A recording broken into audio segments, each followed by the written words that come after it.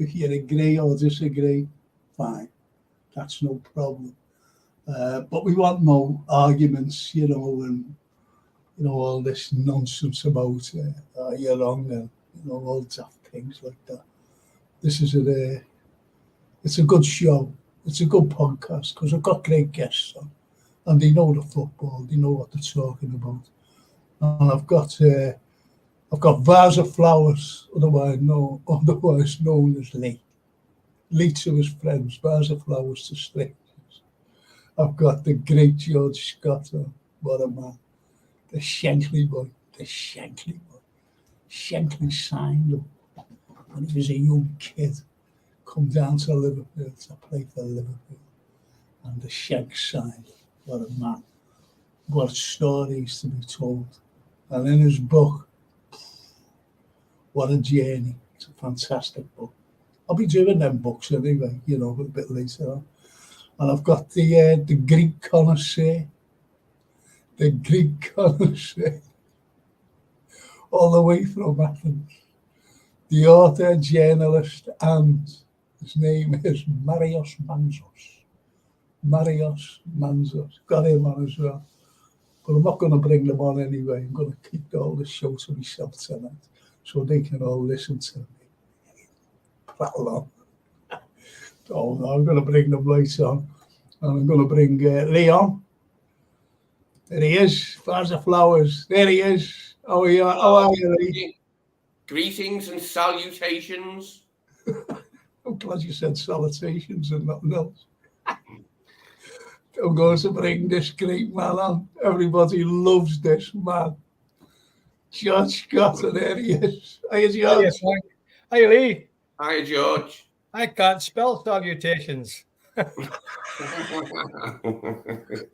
only fellow who can spell that is Stephen Snape. He comes yeah. Good to see you, boys. Oh, great to see you, George. And there's the final guest. These are the three musketeers for me. These are absolutely brilliant, and it's our great friends and all them. Everything else. Marathon runner. He runs up mountains, down mountains, across rivers. He walks on water. This fella's unbelievable. Marios Manzos. And there he is. Hey, Marios. Hey, Marios. Hello, how are you? Hi, Marios. Hi, Vas. Hi, thank you. Salutations, greetings and salutations. I hear, right? Away from Athens. But anyway, listen, boys. Can I just say hello to all our little friends out here? And there they are. I'll just say this. Think about this. I want you to think about this before I go on. And I hope the lads will comment on what I'm going to say. With the likes of the Luton fans, don't say it yet. I just want to say hello to the lads, but I'll leave you with this and think about it. What I'm about to say. The Luton fans, were absolutely horrific, chanting about our dead, chanting, singing, mocking them. This is shocking. Now, here's my point. And I said this a couple of years ago about Nottingham Forest fans as well, because they were doing the same. And I said, ban them for the return leg. They've got to come back up, Luton. Ban them. Don't have them at Anfield. And tell the club why. And we can give those tickets where the away fans usually congregate and sit. We can give them to our fans, who can't even get tickets for the game, as you know, because it's always a sellout, and give the tickets to them for that Luton game. That's what I say. Now, don't say nothing yet. And I'm going to our lads up here, and just say, Tony says, hello, Frankie, hope all's well, mate. There's a pint of scotch and a thumbs up for Frank. Lee Whiskers. Hi, Frank. Hi, all. That's lovely. Jay Kismet, here he is. Bless. Frank, hope you are feeling better. I've sent Jason an email so I can jump on as well if there's enough space. Of course, you can come on. Jay, of course you can. Love you having you on. And Snapey, yeah, there he is. Evening, Mr. Shea. Hello, rednecks, one and all. Hello, rednecks, one and all. Great. And Lee Whiskers. Hi, George. Again, hi, Marios. Hello. Yeah, fellas. Hiya. Hello. Good Good evening, evening. gents. Now, isn't that nice, you know? Brings us all in. Oh, yeah, look, reciprocal salutations, Bars. Thank you, Steve. I love that fella. It's just absolutely nuts. And JK says, bless Lee, George, Marios, hope all you're, no, hang on, hope you're all well, bros. You'll never walk alone. Isn't that lovely? Yeah. Hello, mate. Very good. We're good. And there's our Redbird G9. Greetings, Frank, Lee, Mario, and Mr. Scott. You're beautiful earthlings. That's nice, isn't it? Beautiful Mr. earthlings. Only on this show you get that. And the lovely answer is, good evening, all. Evening, Anne. Evening, sweetheart. Hello, Anne. Hi. And Arthur Schofield says, hello, Frank. Watch Guy Fawkes late, amazing, full of interesting information. Anthony was so true in his assessments. Great to listen to you both. Isn't that lovely? I did last night on my history show, I did the gunpowder plot, but there was an alternative to what we all know about. You know, there was a great alternative, and that's what I presented last night. I even presented it, I went up to Billings last Friday, and I gave the same alternative, and they were made up, got a standing ovation, and you know, so it's a different story. It's like, I'm not going on about this, please. I'm not. Please just hear me out on this. What I'm saying is, we've always followed a narrative. We've always followed a narrative, and we go along with it. Yet there was no alternatives back in the day. You just followed it until documentation started to come out, and that's when I I had to research it, you know, for university and what I was doing. So that was that. So thank you, Redbird. Thank you so much for that. Thank you, Brian McMahon. Interested to hear your views about the disappointing chance at Luton. Thank you, Brian. Thank you so much. And that's why I didn't get the 3 points, singing all of the nonsense throughout the game. Trent should have used that to drive him on through the game. I think so. You know, it does affect people. It really does. It affected me. It affected players as well. There's no. Andy Gamble, he's the sponsor of the Frank Carlyle show, last night's show. Hi, Frank and boys. I agree with you, mate. Bandit, any supporters who chant about such horrific events, thank you, Andy. Thank you so much about that. And oops, ring show, wrong show. Hope you're all good, though. Stick around. Stick around. She's a blue, but she's not one of these, nasty blues or nasty reds. She's just a good woman who supports the blues, that's all. Anyway, Brian says, sorry, good evening, Frank, George, Lee, and Marios. Hi, Brian. Hello, Brian. And there's my friend there who was on the show last night. Evening, lads. Cheers to a great show. Best to all. Isn't that lovely? Anthony. Thank you so much, Anthony. I don't know whether you know Anthony. Anthony's an international artist, by the way. He's absolutely brilliant. And what he did, he was doing. He had to paint for the capital of culture. He had to paint portraits. Obviously, the Beatles were there. There was great surgeons. There was great military people. There was entertainers, you know.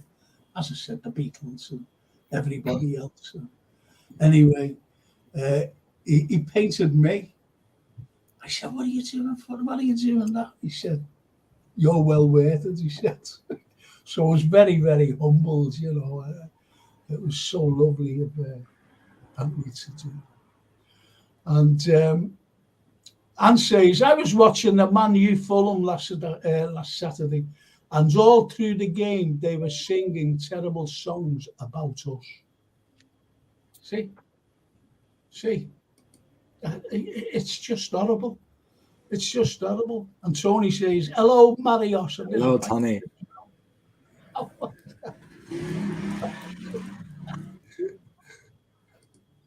What's it? Hang on. Artist go, Frank, you're all looking pleased apart from Lee. He hasn't taken one of your pills. He doesn't need it. He's young. And Stephen Snape says, then the juice come over to the red side. Anyway, yeah, I'll go with the last two. Fulham looking front runners for Andre in January. Really? Says Mark Simons. Well, if you hope not. Yeah, well, you know what we're like. When he painted you, Frank, were you overcome with emulsion? Says Stephen Smith. Yes. I'll show you it one day. I'll show you the painting you did, the portrait. That is. Anyway, getting back, I'd like the listeners as well. I'm wondering if they agree with what I said, and I'll go straight to you, Marios. Yes. Do you think that the club should get hold of the Luton club and say, we're banning your fans? We will not welcome them to come up here to start singing about. I won't go on too much. Yeah. What do you think? What's your take on it? Do you think that they should be banned? And it'll put out a thing to other clubs. Start singing, and you'll be banned as well. What do you think? Because they're discriminating against Liverpool football fans and the club and everything else, the city in particular. Yeah. That's who they're discriminating against. Yeah. Well, they're making fun of dead people for a start. Like, they're making fun of people that were illegally killed. Yes. Well, I'll come to you, Lee. I'm asking Mario. It's out of my mind. I cannot really think that way. How a person could behave like this? It's out of it's not a normal thing. I unfortunately in Greek television when you could hear more the commentator, the Greek commentator from the studio, and less the stadium. So I don't know if there was some people or the whole stadium singing. What was that? It was the whole stadium or some people? Yeah, there is. I'm not saying the whole of the stadium, but it makes no difference. It was chanted, it was heard. Yeah. And as Anne says, as John Hayton Fatties, I have never liked Luton, dog after club. And he's right. They've always done it. Always done it. Didn't know that. Yes, but yes, we need to do something. So maybe this is something we could do to ban them and send a message that it's not acceptable. It's not acceptable. It's can explain. I'm mad about analyzing things that don't need an analysis. It's a human thing. Yeah. Well, as Anne says, United fans sing "You Scouse be" word, yet their record goal scorer is a Scouser. That's the irony. That's the irony of these idiots. And I'm going to you, George, what I said. Do you think that the Luton fans, Liverpool Football Club, like they banned the rag, Why don't they go to these clubs and saying, you're not coming to Anfield after singing that. You've got to learn a lesson. You have to learn a lesson. And I'm talking about every other club that comes and sings. Yeah. Murderers to us. Yeah. In our ground. Mocking the dead. Well, and that's so I mean, Jamie Carragher called it out on the commentary as well. Yes, I have. You know, I was one of the lucky ones at Hillsborough. My son was 7 places from the front behind the goal. He was 21 years of age. His mate ended up in hospital. He got out safely, thank God. Well, as you know, 96, 97 other families didn't. And for those people to chant those sort of songs is beyond the pale. And we've been going on for a long time now about sorting this out. They'll be banned from the game. Nothing happens. It carries on, you know, and it's happening far too much, and it's got to be stopped. I don't disagree with what you say, Frank, about banning their fans. I don't think they will, to be honest. I don't think they'll ban them, but they should set an example. If these people carry on singing these, as but Lee they said do, before, George, you know, I'm sorry, but they do every time, every season. Yeah, they do. And you know, I mean, No, the only way you'll stop them is by banning them. You're right. It's the only way. It's teach them a lesson and say, right, we'll give that away end, whatever it is, 3,000-4,000 fans to bring up. If they're lucky, they only get 11,000 in the stadium for a home game. So they'll only get a couple of thousand coming up here. So ban them and give that. I mean, with all those boys in the Anfield Road and didn't get to see a game, you know, give the tickets for that game. I know it's not until February, whenever it is, and the stadium will be fully open then. But you're right. I mean, it's just, what's filmy? Very emotional about it when I heard it, you know, as you obviously are as well, and all Liverpool fans are. It's an absolute disgrace. There's no need to chant songs like that at all. They can support the team in a proper, cultured way without getting involved in those horrible things, which mean so much to so many of us. Well, thanks for that, George. What about you?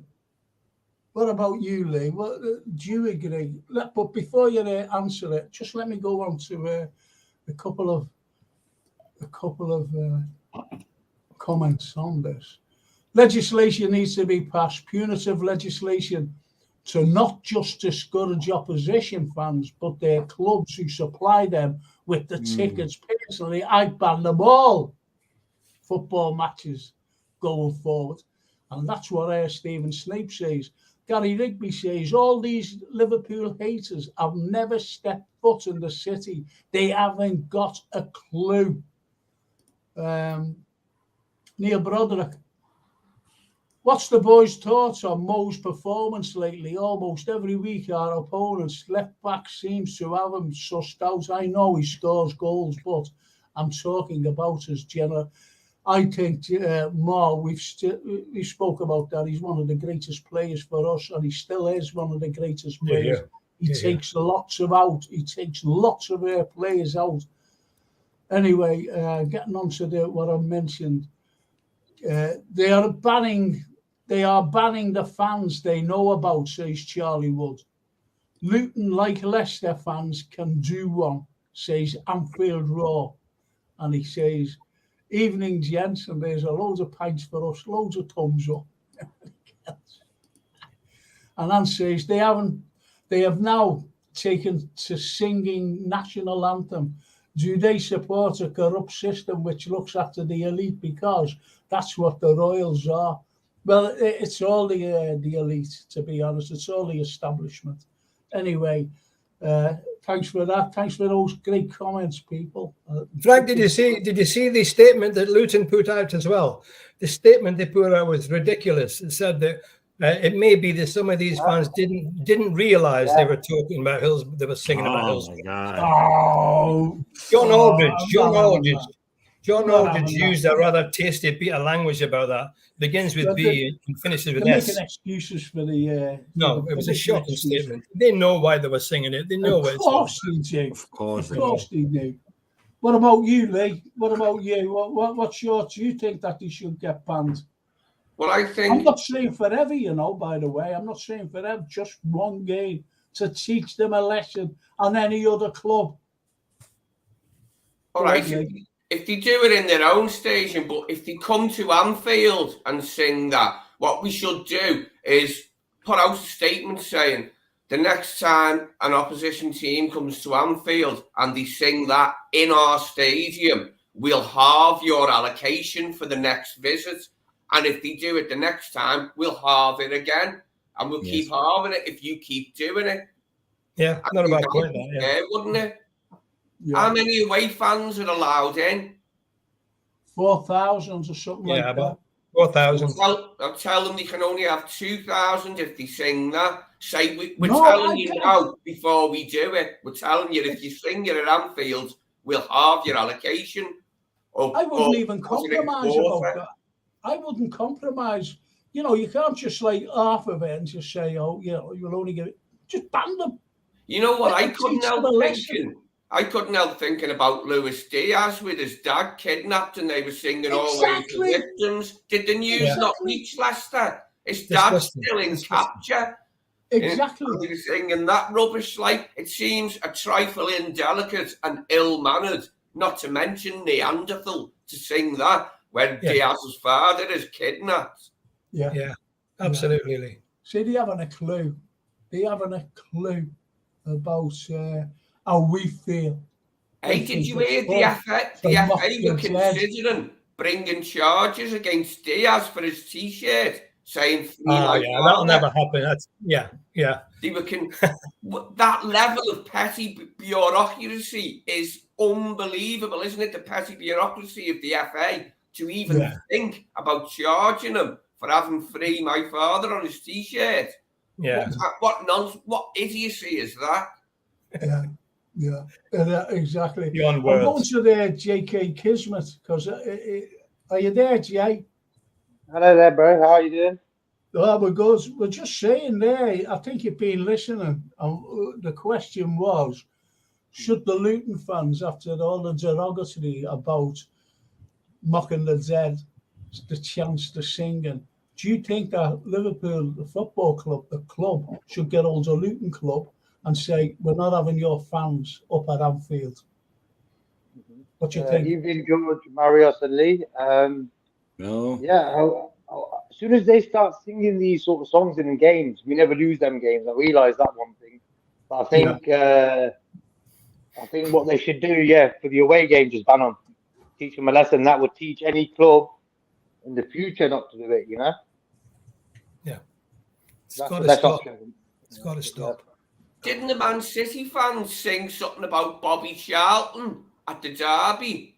They did. Typical, pretty typical, that, like, isn't it? Yeah. It's shocking. It really is shocking. Okay, all right, well, that's all. Let's just get on to these last few. Hang on, where are we? Sorry about this, boys and girls. Sorry about this. And says, don't forget, Frank, in the 80s, Luton got away with a plastic pitch, got away with refusing to turn up to Anfield for cup games. And by coincidence, their chairman was best friends with Thatcher. Stephen says, those who Jack mock are obviously happy with a corrupt model of jurisprudence where those at the top are unaccountable. They need to take a forensic analysis of their moral compass. The Anfield Road, spot on, and with the Rooney comment and the last couple. That's an excellent point, Lee, about Diaz's father, says Stephen Snape. It was a bit indelicate, wasn't it, to sing that in those circumstances? They must have heard about that. Lee, let me finish. David Shakespeare, hiya Frank, Lee, Marius, George. A win on Thursday and Sunday. We'll be talking about that. Gary Rigby. Anything about Liverpool on YouTube gets hate comments, not just football. I'm worn out defending Liverpool. I get called a whinger, and that's not only the banter. Funny enough, I mentioned this before, everybody from around the world was saying hello from their places in Buenos Aires and everywhere else. And I said hello from Liverpool. And, you know, then the famous things come, I want me up caps back. And, you know, that was a fella from Rochester and some other fella from Manchester said, the scruffy city of Liverpool. I couldn't believe it, you know, and this is... Are you frankly, Marius, a win on Thursday? Yes, that'll do us. Neil Broderick. Funny old game football. Arteta and Big Ange now double down on VAR, only having a taste of their own medicine. Yes. Especially Arteta. Yeah. Yes, especially Arteta. The best fine for this sort of insult is education. They should be identified and educated about life and the hate they impose on families. I don't think they've got a brain cell to be educated. You can't educate people like that. The club won't ban away fans. They make too much money. No, they won't. Not if they sell the tickets to me and Lee and Marius and George and everybody else who can't get tickets. I'm not saying George can't get them, but you know what I mean. Sorry I couldn't come on, Frankie. Not feeling great at the moment, says Darryl Merry. No problem. Please, we'll have you on when you're feeling a lot better. When you're feeling a lot better. And as Anfield Ross says, get well, Darryl. And nothing will surprise you. They are like the Premier League and Refs Association are corrupt. Absolutely, where we've seen that. Listen, people out there, will you please like, you know, if you're tuning in, will you please like, get the algorithm up there, please. If you haven't subscribed, just subscribe. You know, you don't have to, you know, just subscribe. We'll get the algorithm out there because we have some great guests on, as you know. George, I'm coming to you now, right? And this is, it's about Thursday.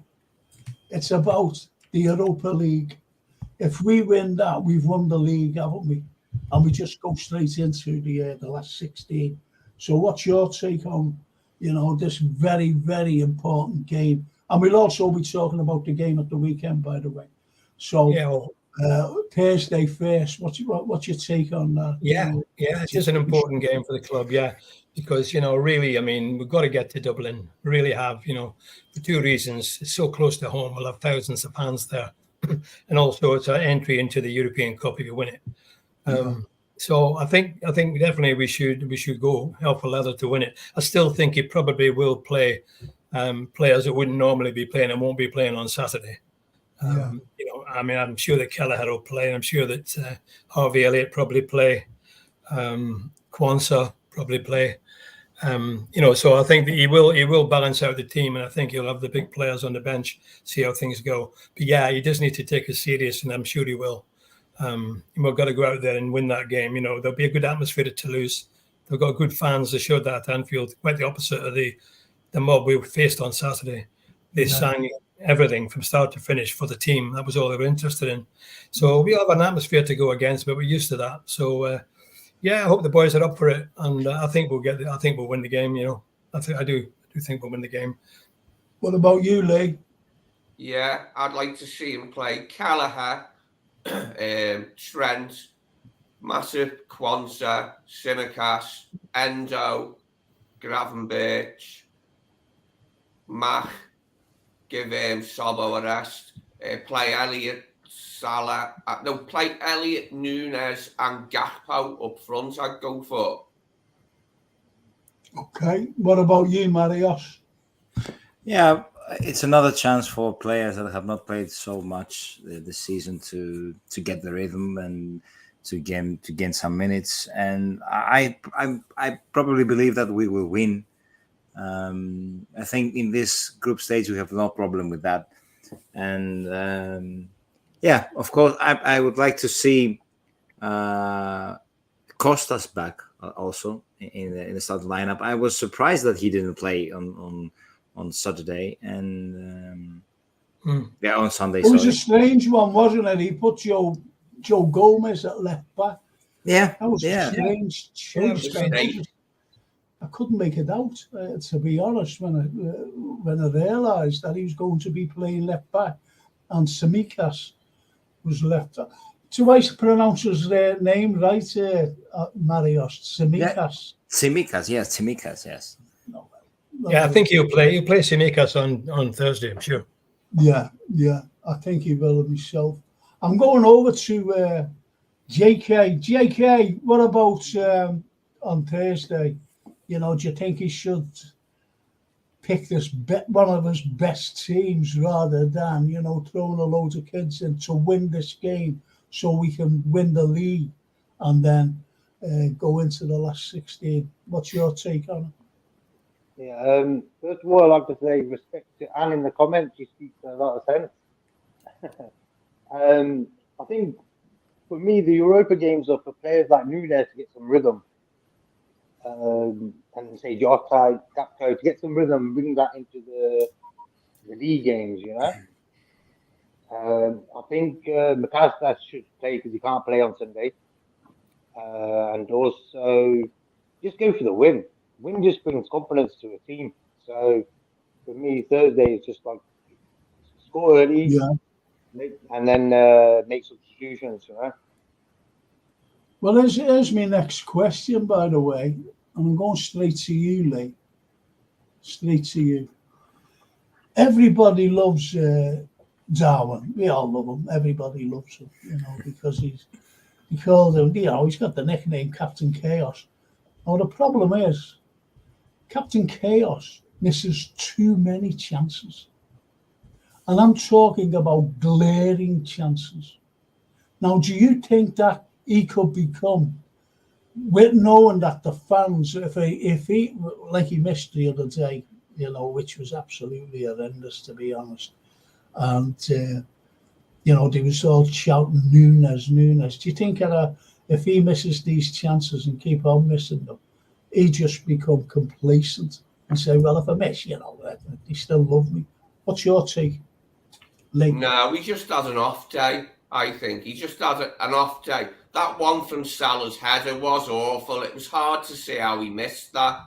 Do you think he tried to put it in the roof of the net so it looked better? Like Gravenberch at Brighton, they both went to place it high in the net and it went over the bar. Should just put it low. But yeah, I think he's just had a bad day, and I don't want to believe that this is going to be a regular thing now where he misses chances. No, Lee, but he's missed very simple chances since it was the most open of open goals, wasn't it? Yeah, you know, he's missed them. And you know, that just imagine if he scores half of those chances. I mentioned on someone's comment, you know, someone's pod, I said, if that were to be an Ian Rush, for example, I just gave Ian Rush would have put 99.9% of them away. Yeah, and that's just Ian Rush. That's why he scored 300 goals. Yeah, well, okay, George, you know, these missed chances, do you think that he should be putting at least 2/3 of them away? Yeah. And they're easy chances. There's no doubt he should, and the lad knows that himself, I'm sure. I mean, that first one hit the crossbar, he just tried to bury the net. You know, he seems to try to really bury it, you know. And the other two, he shot straight at the goalkeeper as well. A little bit more craft, I think, going for the corner. To be honest, Jota missed one as well, where he could have stuck it in the far corner and he went to the near post. Yeah, so I think we're doing it. If we'd have taken these chances, like Gravenberch's at Brighton and Darwin's last night, we'd be top of the league. Yes. 2 chances, 2 open goals we missed. That's how close it is at the moment. You know, and we're only goal difference is very tight at the top. Very tight. There's only 1 goal between 3 teams. So the goals are important. I think Darwin, I've said this for a while, I think, and I'm prepared to bet with anybody, he'll score 20 goals this season. Yeah. Minimum. No, well, he gets the chances, and he had 9 shots at the goal. A lot of averages, he's going to score goals. But if he put the chances away, he'd score 30 goals. Oh, yeah. He needs to sharpen up. He does need to steady down a bit and just pick his spot more than just blast it. But then again, in Newcastle, he blasted 2 in the corner.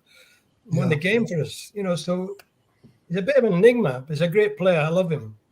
Yeah, everybody, we all do. There's no getting away from that. Everybody loves Darwin. They do.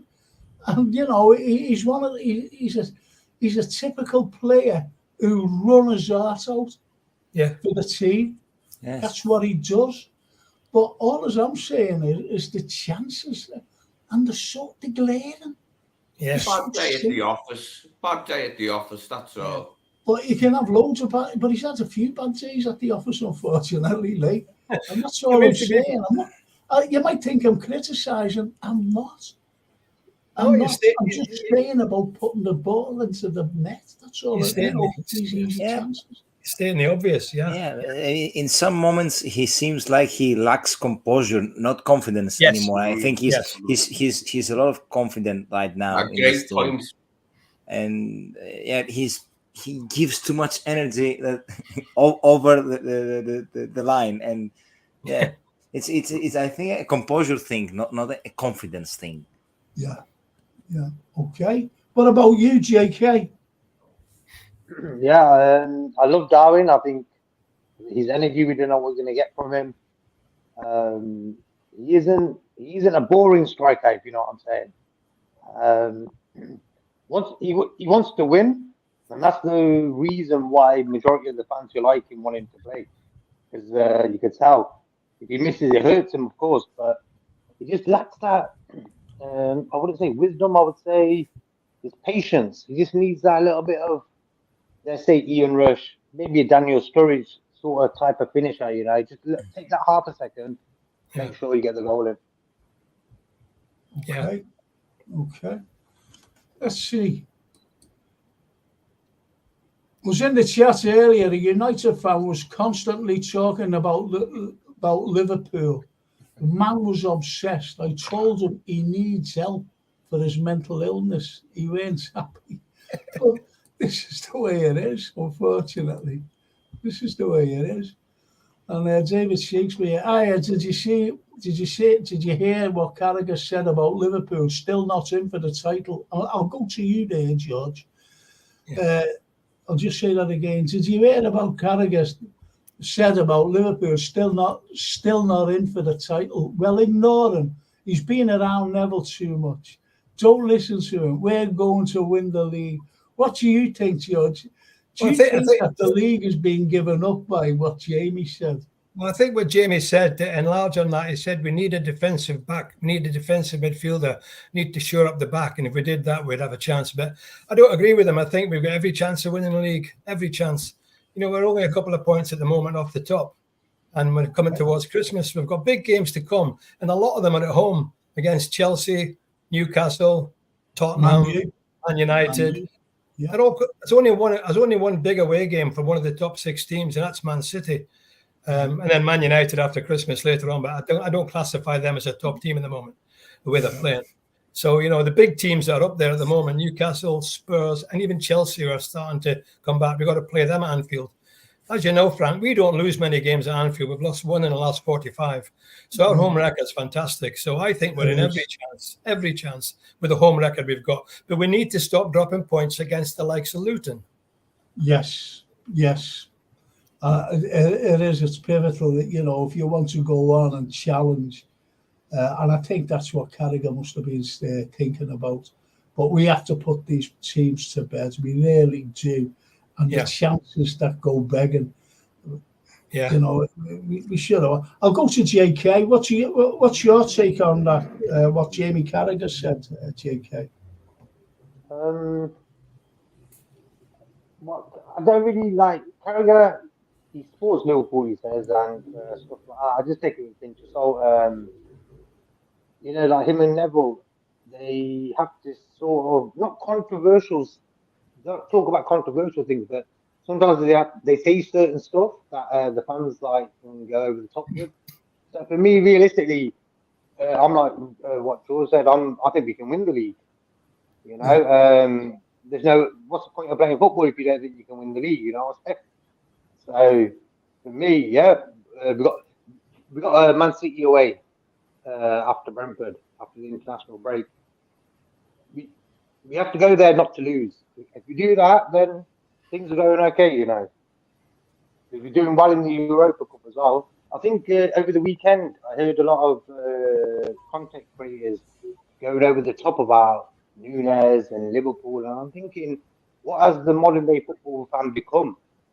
90 minutes makes you change your mind, like totally the opposite what you were thinking 90 minutes before, you know. A player could be having 10 bad games and in the 11th game was a hat-trick, like Jackson yesterday.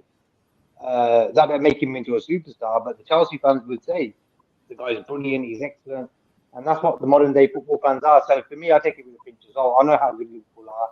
Klopp knows how good they are, and I think the wiser guys like George and you, Frank, know how good we are. But I think it comes with part and parcel of the game. Just the hype thing, you know. So Okay. support the team. No need for extra drama. We don't need that. We just need to support the team and get on with it. What about you, Marios? And what Well, Carragher said? Look, I think it's a long way to go, and we will see many top teams doing things like we did against Luton. I think there are many teams that could, drop points for Man City, for Arsenal, for everyone, and you cannot win forever. You will have moments like this, and what I said right after the game, because we were chatting with my friend Antonis about the match, and I said to him with 3 words: "No panic needed." Yes, I think that what Jamie said about the holding midfielder is something we all of us know. We know that McAllister is not at number 6. We know that we need a proper defensive midfielder, but I think it's not. We have no reason to panic at this stage. As George said, we are so close to the top of the league.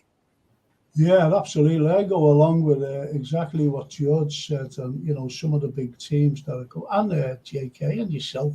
What's your take, Lee, about Carragher? Yeah, whatever. He's entitled to say whatever he wants. I was pleased that Chelsea beat Spurs 4-1. Not so much from the point of view of Spurs losing points so much, but Chelsea getting into better form for when they play City. Because don't they play City this weekend? Yes. Yeah.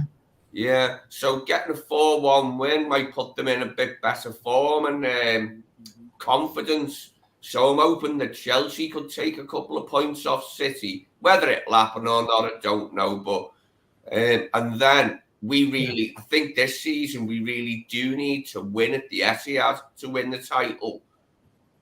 Well, as JK says, we can't afford to lose. The Certainly Etihad. can't lose there. But Well, I think Lee's like a snooker player.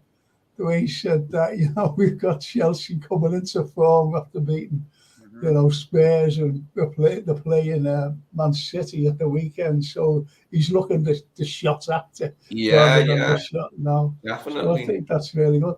Here's what I want to. I want you to go, and I'm going straight to JK here.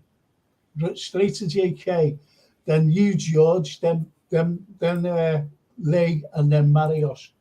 And this is it. I think this is a great comment by Al. They've all been great comments, don't get me wrong, but I think this one, and I was worrying about this fella, to be honest.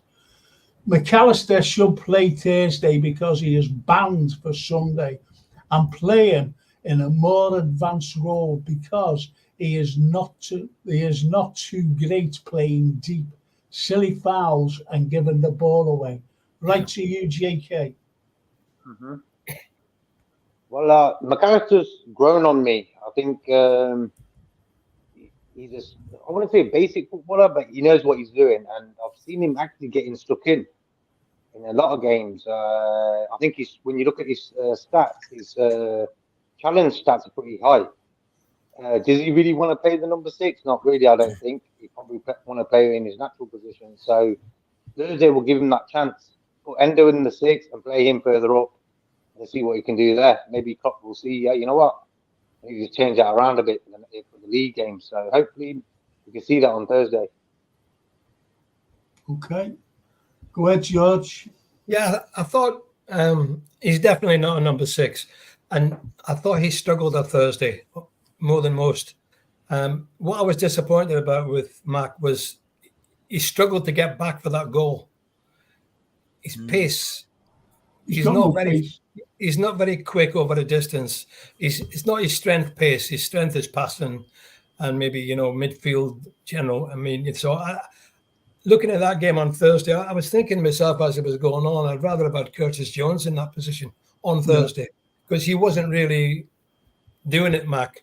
I mean, he's a great player, World Cup winner and everything, and I'm sure he come good in the right position. I agree with JK, better playing forward than where he is at the moment. He seems to be between the devil and the deep blue sea at the moment, And then when Elliot came on again, he pushed the game up a bit. George, with you being an ex-player, and even under Shankly, do you think the way he's playing with this number 6 now? I thought he was the worst player on the field against. I don't like criticising. That was my impression. But I think, you've got to look at the bigger picture. And when I was looking at him, his passes were misplaced. Even the corner by Trent, where he got booked, he just totally missed the ball, and he had to run after him, then foul the player. Now he's missing at the weekend. So, this is, I just couldn't make him out. Yet to me, and before I go to Liam, about this comment, to me, he's given the best 2 passes of all season. The best 2 passes. One, the little chip over to Nunes when Nunes against Newcastle, and the other when he was crowded out by Everton players when he put it through, a fantastic ball for Nunes to run onto it, then to Mo, and that was the second goal against Everton. Yeah, this is what he does, but unfortunately, he's playing at a number 6, and he's totally out of his depth about it. Lee. Well, I'd like to see Endo play the 6 with McAllister on the left with Tsimikas and Gravenberch on the right with Trent against Toulouse. Sobbo needs a rest Sobbo. Yeah. But if McAllister, Anne's exactly right there. If McAllister ain't playing against Brentford, then play him in the more advanced role on Thursday with Endo playing the 6. Because, it's only to lose. We beat them 5-1. It'll be a tougher game away. But, play him in the left-hand side midfield role, I would, with Costas at left-back. The other side, Gravenberch and Trent. Endo sitting in front of Quansah and Matip. And whichever 3 forwards you want. But over to you, the last comment there, Marios. Yeah, I agree. I would go with Endo, and I think Endo will play. It's always a chance for him to play and to gain some minutes. I'm really not comfortable when we play with McAllister at number 6. And who said that about the yellow card? George, you said that about the yellow card. Yellow card for nowhere, And about the goal also, that he couldn't, run back. Struggled to get back. Yeah, it was not the first time McAllister is one step slower. I can remember, for example, the game against Wolves, where he was also not that good. And we need a proper number 6 for sure. And I hope Endo to have the chance to play in the Premier League also. I think, I don't know if he's that slower than McAllister in number 6. Well, this is why Liverpool are going, they've been quiet, they've done everything about this Andre from Fulham Enze. And if he comes in, he'll just slot right into that number 6. He'll just slot right there. He's quick, he's tall, he's good. He's very, very good. And I think it'll free McAllister to do his job, what he normally does. Because he was fantastic against Brighton. He was great in the World Cup because he got the young player of the tournament. Out of all the young players, he actually won McAllister. So he's no duff. But what got me as well was I'll go straight to you, Lee. Gravenberch again against Luton. He was, for me, man of the match. I thought he was fabulous myself. What's your take? Yeah, he's looking good, isn't he? He's looking really good, Gravenberch, and getting better all the time. That's what's exciting about it, because he looks to have a high ceiling, doesn't he? Like Nunes and Diaz both do. We know there's more to come from all them three. I'm made up with Szoboszlai, but he does need a rest for Thursday, I'd say. Gravenberch will back a good play, I think, with Enzo. All right, George. Yeah, he's played every game, Szoboszlai, hasn't he? I mean, he's not missed a game, and he does need a rest. I agree with you, Lee. I mean, he was. I think it's just one of those nights on the other night. If we'd have scored, if we'd have went 1-0 up, I think we'd have won by 3 or 4. Yeah. But it was just we're battling to get that first goal, and then they got the breakaway, and it was a tough end. But it could have been so different, I think, if we'd have popped the goal in, if Jota or Nunes had stuck that goals in the first half. Just one of those nights. None of them really played brilliantly, but Gravenberch, I agree, for me was our man of the match. And I thought Harvey Elliott did well when he came on. He was only on. Harvey Elliott was very good. Again. Great assist. So late. They came on so late. I thought it was a penalty on Van Dijk when Van Dijk got wrestled to the ground. That was a pen, that wasn't it? Yeah. That was a pen. Well, that's what they were arguing. What about the handball? What about the handball? They said because the ball wasn't going to Van Dijk, it was going forward ahead of him, but it's still a penalty. Yeah. Of course it is.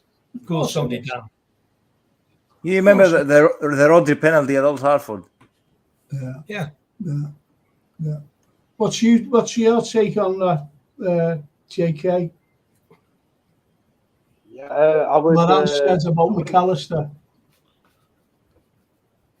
Yeah, I would play him forward position on Thursday. Szoboszlai I would rest. And also, I don't understand how certain fans can. For me, Szoboszlai has been my favourite signing out of all the signings. Showing class and stuff, and he had one bad game. I wouldn't say bad game. He did just shine on against Luton, and fans are like, "Oh, is he any good?" And this sort of type of modern day fans are really like, I don't know what's going on there, Frank. You know, but also Klopp should play certain players in the positions that were bought to supposedly play. So I think Thursday gives him that chance to do that. Okay. Let's get on to the next one, because I think this is a good one as well. And it comes from Brian McMahon. Do you think there is an air of corruption with VAR, the VAR world? Is it possible there is something going on to favour Man City? The recent VAR verdicts point that way. Right to you, George. Yeah, I don't think there's corruption. I think there's inefficiency. Inefficiency by people making the wrong decisions. I don't think there's corruption. That's just that's a very diplomatic answer, that, George.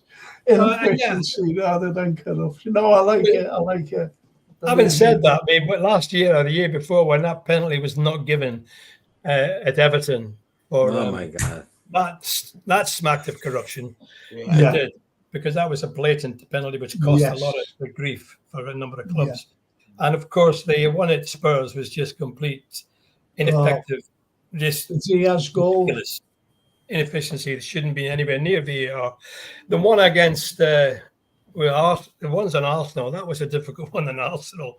If that had been against Liverpool, I think we'd have been probably up in arms. But you know, it was. They all said it was the right decision, the pundits, but Arteta didn't agree. We've been dealt a bad blow by VAR on a number of occasions, really, to be honest. I remember at Goodison again, Henderson scored, Manny was given offside. You know, when Van Dijk got injured, you know, he didn't even get sent off Pickford. And Van Dijk was out for 6 months. So it's a catalogue of things, inches, decisions, offsides. I don't like VAR. I've always said I'd rather be without it. I think we should just have VAR on the goal line and on the lines down to the goal. I mean, let the referee decide, Well, let the lines decide, and we can argue about it. Well, yeah, remember when he brought out the camera, didn't he, for the ball crossing the line? That was the first of it all. And, you know, they must have had all these silly ideas about, you know, offsides and penalties and, you know, and all this. And, oh, yeah, we'll have this VAR, this will be great.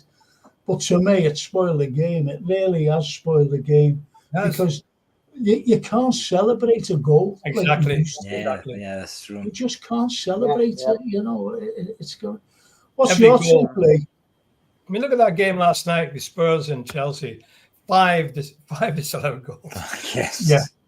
I mean, you know, it's a farce. Yeah. But I was doing a show last night, George. I was doing the gunpowder plot. That's right. Yeah, I know you were, Frank. Yeah, I know. Anyway, much more enjoyable. Well, according to people, it was. Anyway, Lee. Well, I've never seen Man City on the end of one of these bad decisions from VAR yet. I haven't seen one where they've been robbed yet. Most other clubs have had. I haven't seen Man United have a bad one where they were robbed. But City, you know, like you said the other night, George, last week, the Man City one, the Rodri handball that took the title away from us. The guy played Man City at a junior level, and he's still a Man City fan. Yeah, that's right. That was shocking. That was really shocking. The Everton game, the Rodri one. We got Paul Tierney. We got Paul Tierney again on Saturday. Oh God! I was pleased that Spurs got Udogie sent off because he was the one who tripped over his own feet when Jota got booked and then sent off. That's right. Good luck. Yeah, I thought that. Yeah. Well, what goes round comes round. Yeah. What about you, Marios? Yeah, you know, I cannot say the word, the bad word you said, not corruption, but I would go with fast. You could not see a decision not fair for Man City easily. Yeah, well, again, it's inefficient, isn't it? It's the inefficiencies, as George quite rightly. Yeah, I like a lot that word. Yes. Yeah. What about you, JK? Would you go along with inefficiencies? What George said. Yeah, for sure. I'm not a big fan of VAR. As you said, they've taken when the goal goes over the line, that buzz, you know, that they've taken what you go to watch football for. So they've taken that away, and I also agree with they should just use it for goal line technology. For me, one of the best things they've got. The decisions this season, it's actually gone worse. The level of getting things accurate. I'm all for going to a source to find out if there was any foul play involved in a goal or whatever, but get the decision right. You know, the Liverpool Diaz one for me was the big eye opener for most fans. But all in all, VAR is not for me. Yeah. Okay. Well, there's some controversy, lad. And it's our friend Brian Ledley. He says, evening Frank, Lee, Marios, George. I agree with Carrie. This was a joke on Sunday. Yet another newly promoted team taking points off us. Klopp is here 8 years and still lets this happen. It's pathetic. Too many awful away days like this, underestimating them yet again. The Luton manager buttered Klopp up and made him look soft. Shocking. Ross Barkley made our midfield look like nothing. Salah brutal. TAA, Jota the same one bad miss for me from Nunes needs dropping. Don't hold back. Yeah, I don't know about. Going on back. You won't be surprised. I don't agree with that. There you go.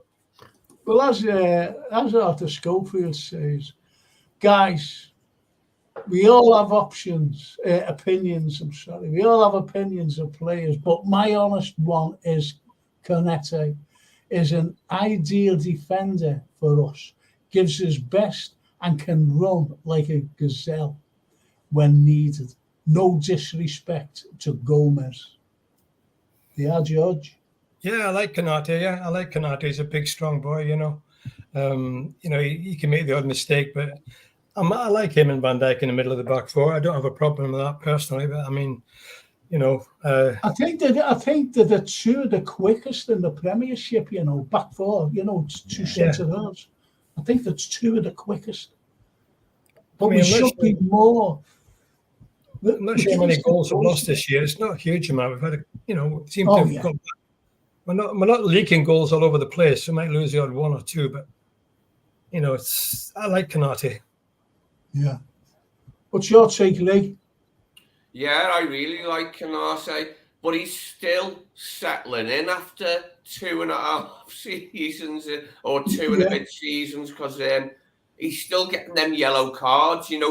It's always he goes in too quick, doesn't he? With his massive frame and body checks them. It's always the same foul. It was the same thing against Everton when he nearly got sent off. He's got to calm down and take a lesson from Van Dijk on how to marshal players without grabbing hold of them. What about you, Lee? I mean, sorry, Marios. Yeah, I really like Konate, and I think he has a combination of great attributes. He's tall, strong, and quick as well. You could not find easily that physical attributes to a player, to a centre back. But yes, he had his bad moments as well. But in the total of him, I really like him a lot, and I think he's one of the best in the league. Yes. Yeah, I think Kwanzaa's going to be pushing for a place real quick soon. I think he was man of the match the other day. When he played. Absolutely. And he did that Cruyff turn on the line, I mean, he's a young lad and he's big and he's confident, passes the ball well, like a mini Van Dijk. He's confident. I think he's going to be a first choice in the not too distant future. Oh yeah, absolutely, and I think he knows it as well. I think he knows it. What about you, JK? Yep. Like I was thinking, which order would you put the centre backs we have? Give you peace of mind when they're playing. And for me, number one is Virgil. Then I'll go for Kwanzaa, Gomez, Matip, then Konate. Who should be playing? Like when they're playing, they just like you got this peace that they're going to be okay. And for me, Kwanzaa is actually ahead of Konate for me on the ball. Very, very just peaceful when he plays. He doesn't get flustered like I would say Carlyle does sometimes. But Carlyle is a big lad, so strong. Just needs to, I would say, same as Darwin, needs to just tone it down just a little to get everything what he does accurate. You know what I mean? And I think that's the problem with Konate and Darwin. They're just a little bit too overhyped when they play. Yes. Like Kwanzaa, for me, he's really cool. You know, he just plays the game like he just got out of bed and he's just playing with people. Well, what do you think of this? And I'll go straight to Marios. Ryan McMahon says it's obvious. Sort the number 6 position out and buy a great defender. Marios. Yeah, about the number 6 positions, we have talked about it before, and yes, of course, we need a proper number 6. As for the defender, we were talking last season and in the summer about bringing in a great centre back, but I think Kwanzaa changed a little bit the thing because we all could not know that Kwanzaa is that good, and he's coming up to be the next to the next, defender the starting lineup of Liverpool. Yeah, I think the problem is the number 6 position. To be honest,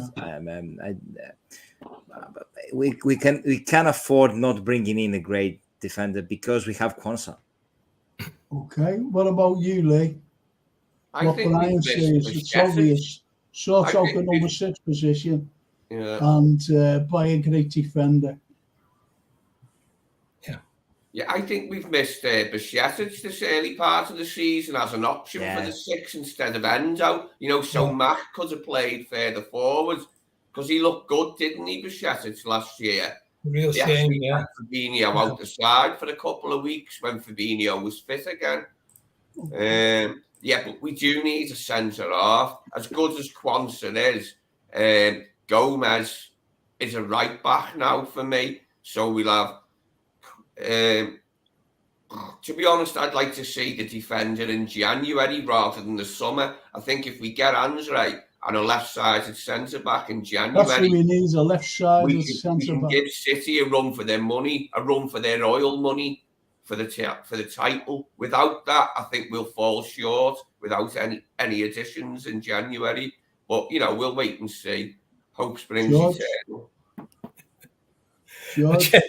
I've just had a message from Stephen Snape. He says, 2 sugars in mine, please, George. Must have seen you go for a cup of tea. I agree with Lee what he says there. Yeah, but I think if we get a number 6, that'll be almost the final piece of the jigsaw. Yeah, I think it will. What about you, JK?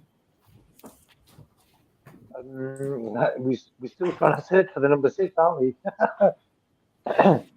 We wasted the whole summer, not really. Actually, the Casada Lavia situation sort of messed up our number 6 options, but I think we could have done better with that topic. And we brought him as a 6, and the Stuttgart fans really hyped him up for me because a few of them are my friends, and they were saying he's their best player. He's the captain of theirs and captain of Japan. So for me, he has to play Thursday and slowly get him into the league games because I think then we can get players playing in their positions, McAllister, Sobotlai. So for me, I wouldn't say hope, but Bajcetic and Thiago, I can't really rely on them this season. We haven't seen nothing from them. I think I'm going to go to two queries here. One from Soulboy Fran and the other from Rondo Red. And Soulboy says, Jones, let me finish this off, then go to the sort of comment. Jones is not a number 6. Get Andre in January and McAllister further forward, but he could help defensively as well. Okay, now, this is a good comment, and I'm going to go straight to you, Lee. Do you guys think we would have been better off trying to keep Millie so he could play the number 6 role until January, Lee? Certainly not, because he was too old and slow for that role. He was never made for that role. He played it a couple of times, but to be honest, he played it badly when he played it because he's so slow and he couldn't move that fast. He gave away so many fouls when he played that position. So no. Yeah, I'm going straight to you, George. No, no way we should have kept Millie. He was a fantastic servant to the club. Unbelievable for many years. But like everything else, you come to the stage when perhaps you're ready to move on, and he was ready to move on. He's down at Brighton now, and he's playing a sort of a role there. No, we're moving forward. We're not going back. It's the same with Henderson as well and Fabinho. They've moved on now. They've done the job for Liverpool. We're grateful for it. They've been wonderful.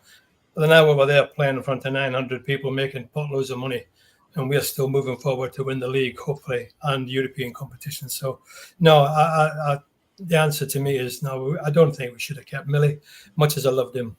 Okay, what about you, Marios? Yeah, spot on, George. No look back. We need to go forward. We need to go straight to the future. And yes, I mean, I think that the circle of Millie in the squad in the team had finished, and he had to move on. We had to move on also. Yeah. And yes, his pace was a little bit slow, and due to his age, so he could not fit in that role for sure. I think we all love Millie, but he could not. Yeah. It's the right decision for both parties, I think. Yeah. But I think Lee was spot on there by when he was saying he was too slow. Yeah, giving fouls away. He was getting very slow, and George concluded that. What about you, JK? Yeah, I was. I think not to clear out the players that left the club this summer just gone was needed. I was surprised about Henderson even, but Milner, Kiate, Ox, I think it was a good little clear ups of big wages as well. So I think the owners they saved a bit of money with the wages, considering they bought Gravenberch, Endo, and McAllister and Szoboszlai in, and they released like 5 or 6 players. So the winners, aren't they? Yeah. Red Beard. He says, Mario, you don't have to say corruption, but you can say cheating because it is. Yes, sounds better. Yeah, It does sound better. And Ronzo Red again says, if Fernando Torres of LFC and Torres of Chelsea had a baby, they would name him Darwin Núñez. Oh my God. What that bear says, people hitting the bar isn't the same as misses. Yes, Darwin has missed some easy chances, but a lot have been unlucky misses. That's a very good point. Soulboy Fran, Arteta and Arsenal moaning, putting statements out. Weren't bothered about us, mistakes happen, he said. Yeah, exactly. Yeah. And Arthur Schofield, Frank, as George will bear me out, earlier times the ref's decision was final. Now we have VAR. It is there to assist officials, providing they show all the angles. Yeah, VAR's refereeing the game. Yes, virtually. Exactly. Yeah. But we've got a new fella here. What a name this fella is. I think he's from Hollywood. You know, with a name like that. He's a Hollywood actor. Dexter Baker. Film star. Gakpo should start all away games. Núñez, eye to ball. Coordination is the reason why he keeps miscontrolling and missing easy chances. Gakpo will win us a league with Núñez off the bench. Right to you, Marios. Oh, interesting point. Yes. You know, Núñez is a game changer. That's true. He can come off the bench and change the rhythm of the game when we are not that energetic, a bit slow, and we are sleeping in on the pitch. When he comes on, he could turn on the whole team with his energy and his pace and his his energy, his intensity also.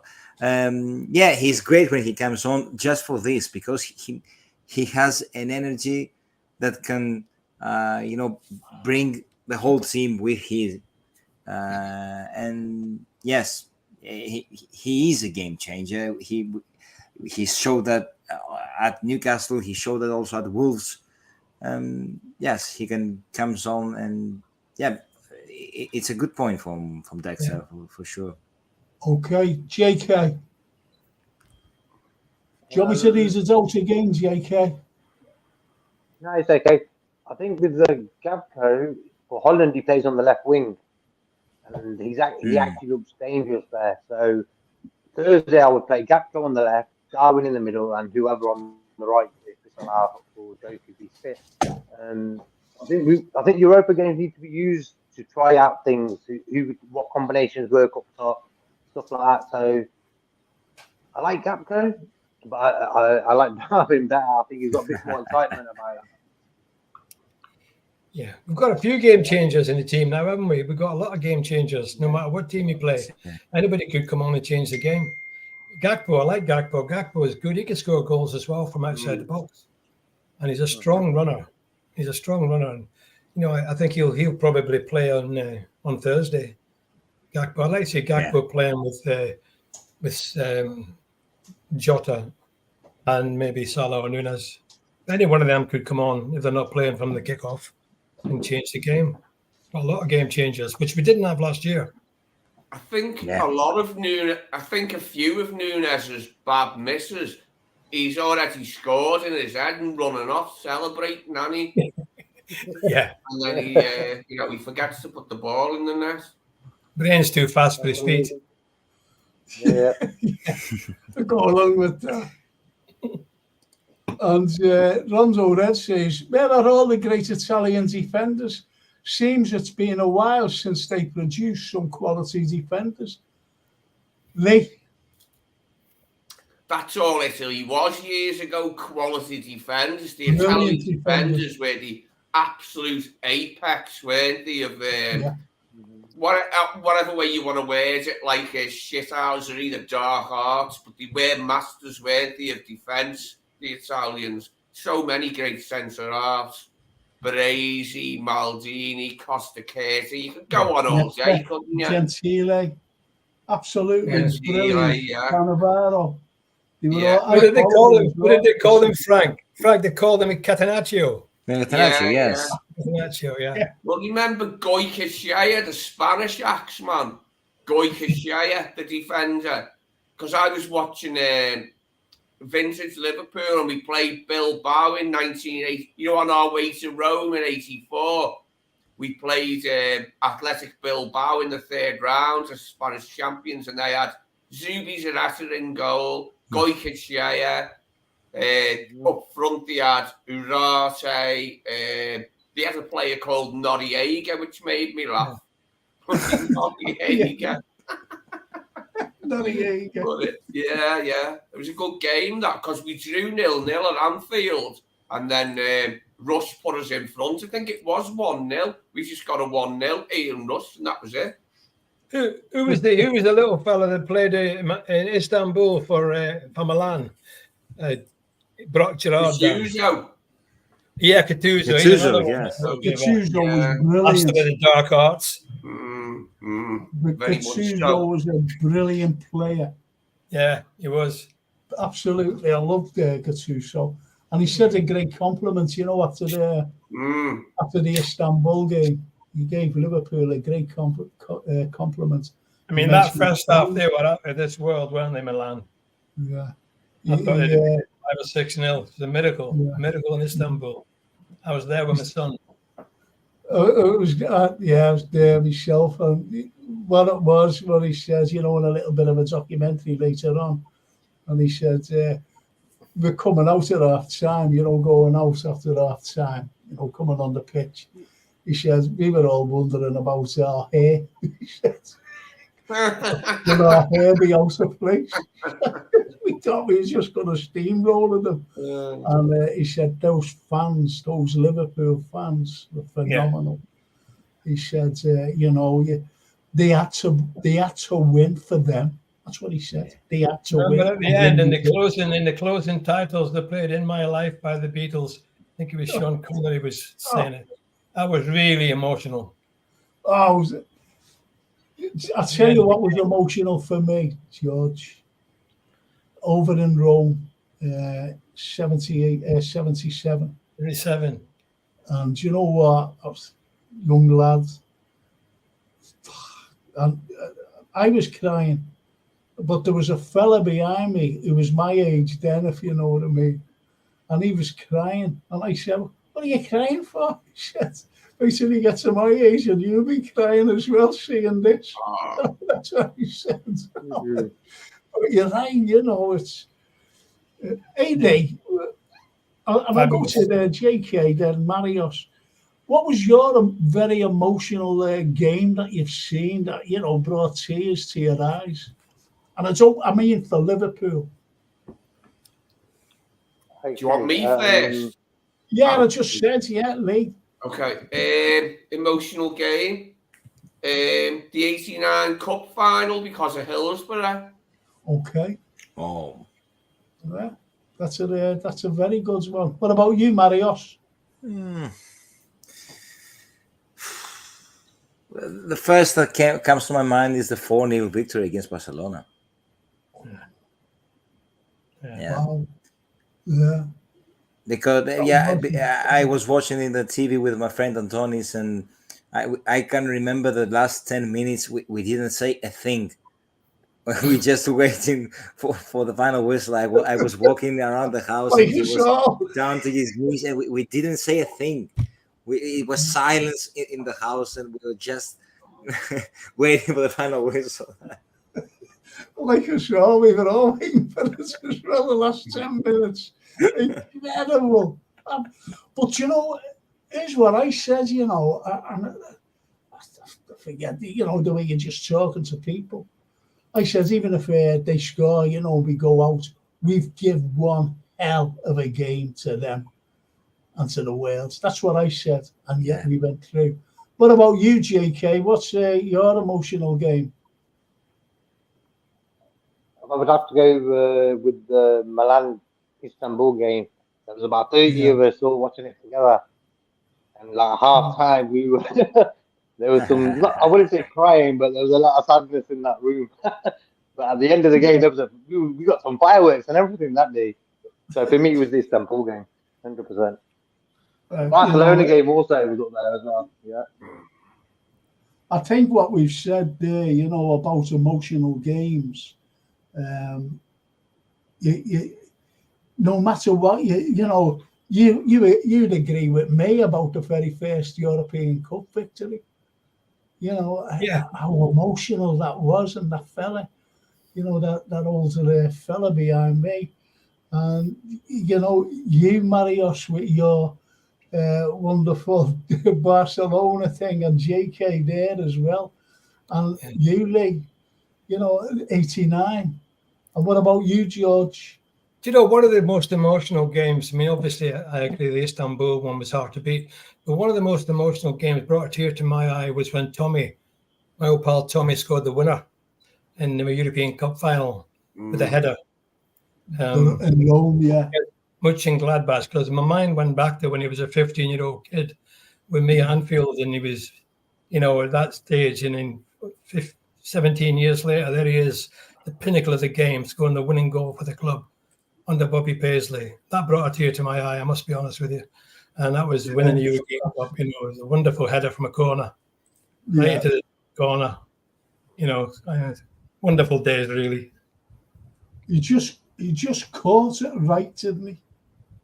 Yeah, unbelievable. Like right in the top corner. Yeah, it was like a bullet header. Do you know what a lot that I heard about Tommy Smith? When Shankly said he knew Tommy's dad had died, so he took him under his wing. Tommy Smith's dad died when he was really young, didn't he? Like still a boy. Yeah. He did. And Shanks became like a father figure as well as a manager to him, didn't he? Well, he did. He was like that to me as well. He became like a father figure for me. And we were all kids together at 15, when we joined, and I felt that responsibility. And Tommy repaid him in spades what he achieved for the club over the years, Well, funny enough, you saying that, George, and you saying that, Lee. I was talking to Karen Gill, his granddaughter. Yes. And I said Shankly was like a father to us all. He became our dads. He was. Because it's what he was saying, and how he embraced us. Every Liverpool fan, how he embraced us.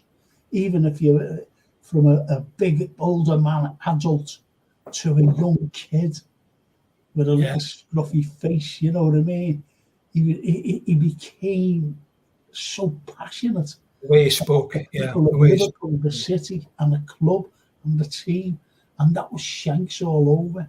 And as everybody knows, we built the foundations. But it's such a great thing. I'm going to go to you, George. Right? Who's your and I'm talking about Saturday, by the weekend, Sunday, by the way. Who is your back four? Just your back four. I think it will be Trent, Konate, Van Dijk, and Tsimikas. Okay. What about you, Marios? Just your back four? Tsimikas for sure for Thursday, No, for the weekend. For the weekend, okay. Tsimikas back, Trent, Virgil, and Konate. Okay. Lee, just your back four? For Brentford? Yeah, who's your back four? Trent, Konate, Van Dijk, Tsimikas. JK? I'll go with Trent, Kwanzaa, Virgil, Tsimikas. Whoa, okay. Whoa, how about that? Right. I'll still say to you, George, straight to you, your midfield. Now, don't forget McAllister's out. Yeah, I would say Gravenberch, Szoboszlai, and Gakpo. Whoa. Whoa. Marios. I was thinking about Gravenberch, Curtis, and Szoboszlai. Okay. Yeah. Lee. Enzo, Gravenberch, and Szoboszlai. Oh, okay. What about you, Frank? JK. Same as Lee. Endo, Szoboszlai, and Ronaldo. Hang on, what did you say? Some motorbike was going past, but it's delivering or something. No, you've got to be here. You're trying to hear what we're saying so you can play them. So who's your midfield? I would say Endo, Szoboszlai, and Gravenberch. Oh, okay. And you know what? It's the way it is, isn't it? Everybody's picking Gravenberch. Everybody. Yeah. Okay, George. Definitely. Okay, George. Now, it's good, though, because you're picking different players. You're picking different players, which is good. And they're the options that we've got. Okay? And what about, George? What about... Salah, Nunes, and Jota, because I don't think Diaz's play to start because he's still got this thing hanging over him. I might be wrong, but I think that'll probably be what we'll start with. Salah, Jota, and Nunes. Okay. Marios. Yeah, Salah, Nunes, and Jota, I guess, again. I think the problem with Jota on Saturday was that he had Gomez behind him. That he was not that attacking, if he had Tsimikas, he would play better for me. So, yes, I will go with those three. Okay. There you go, Lee. For me, I'm going Salah, Nunes, and Gakpo. Gakpo's playing on the left this one because Gakpo and Nunes can interchange. Nunes is okay going out to the left, and Gakpo's all right coming inside. So I think Gakpo, Nunes, and Salah for Brentford. Okay. JK. Yeah, I would go with same as what Lee just said. Salah, Nunes, and Gakpo on the left. And also, we were talking about the Italian Gattuso, and he had Pirlo playing next to him, who was like influencing the games. And I think that's what we need to do with McAllister, play him next to a six in the same way Gattuso and Pirlo did. I think that then we could see some of his. I think passing wise is really up there. You can see, like you were saying, the Everton pass. I was like, yeah, that's the type of passes our forwards need. But I think wise, I'll go. I think with this playing at home, Nunes, Jota, and Salah are goal scorers. They're all goal scorers, all three of them, and we're playing at Anfield. So I think, you have to get your goal scorers on the pitch and try and get an early goal, not go behind. That's just my opinion. No, I agree with you there, George. Totally agree with you. Because we really need to get out of the blocks. Get out fast. Yeah. That's what we need. Just get at them. Get a goal or Just two. get at them. Brentford. Just get at them. And let's get a couple of goals. Because, we've got to show. We've got to make statements against teams. We have to. It's as simple as that. We have to make statements against the teams that, on paper we should be beaten, if you know what I mean. That's in my opinion. Brentford are tough, though. They're going to be hard, Brentford. They're not easy to play against. Yeah, there's no easy games in the Premier League now. Here's a good thing.